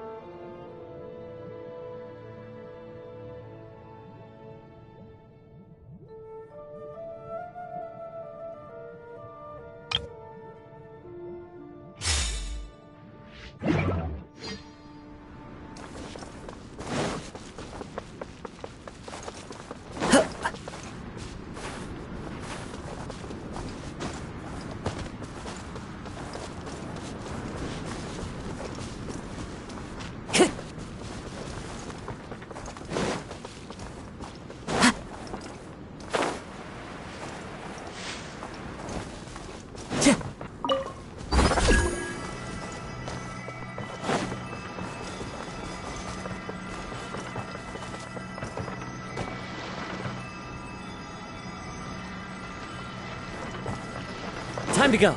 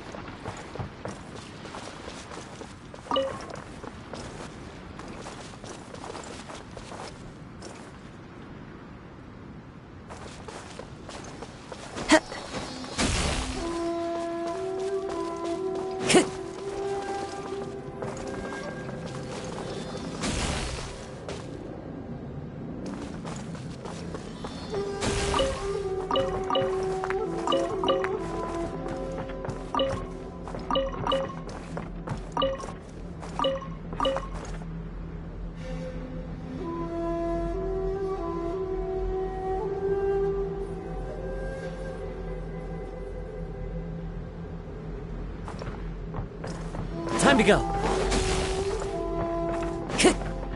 Yeah. Time to go.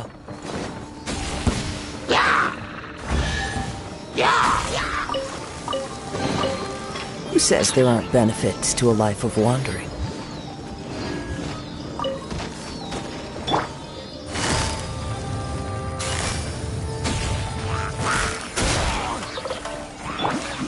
Into the wind!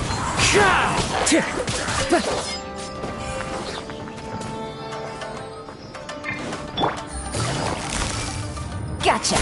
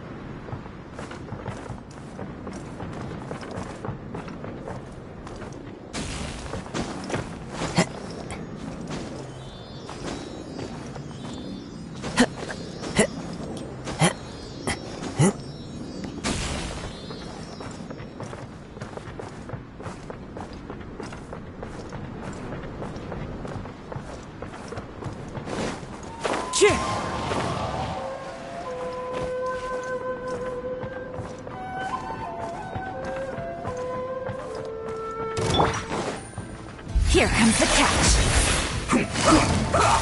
Quietly now. Be a killjoy! We've only just begun! Fallen leaves, adorn my night! Right, this isn't good.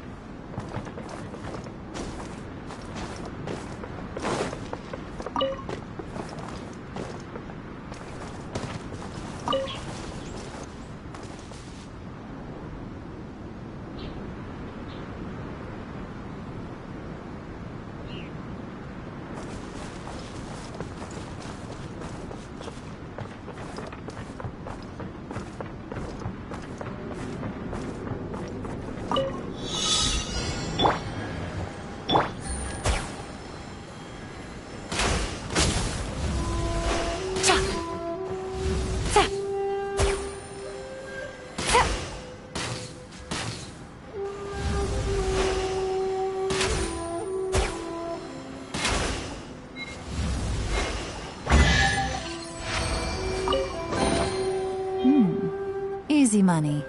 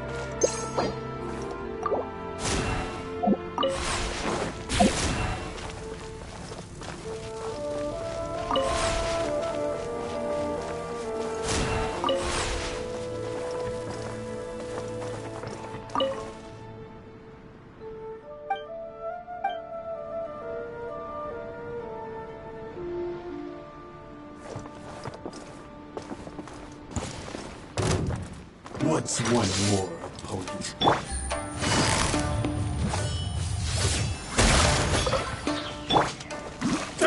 One with nature. Fall before me! Game's up. Time's over. Busted.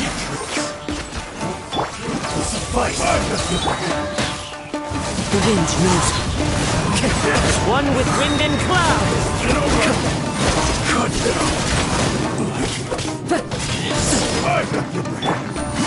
Quietly Fall now. before me! You win this battle. Time to go.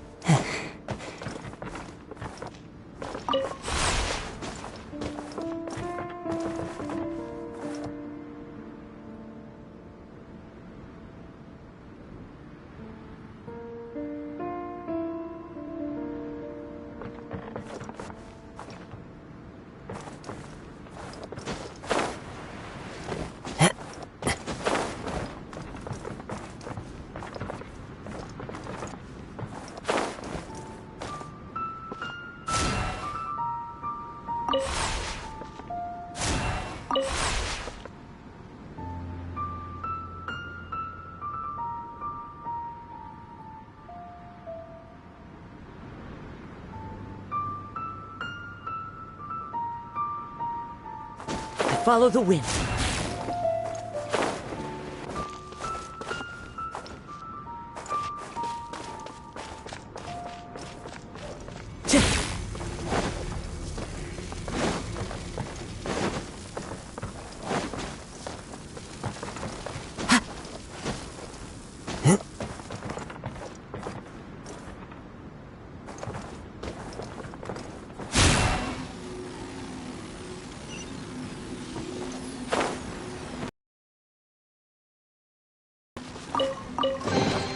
Who says there aren't benefits to a life of wandering?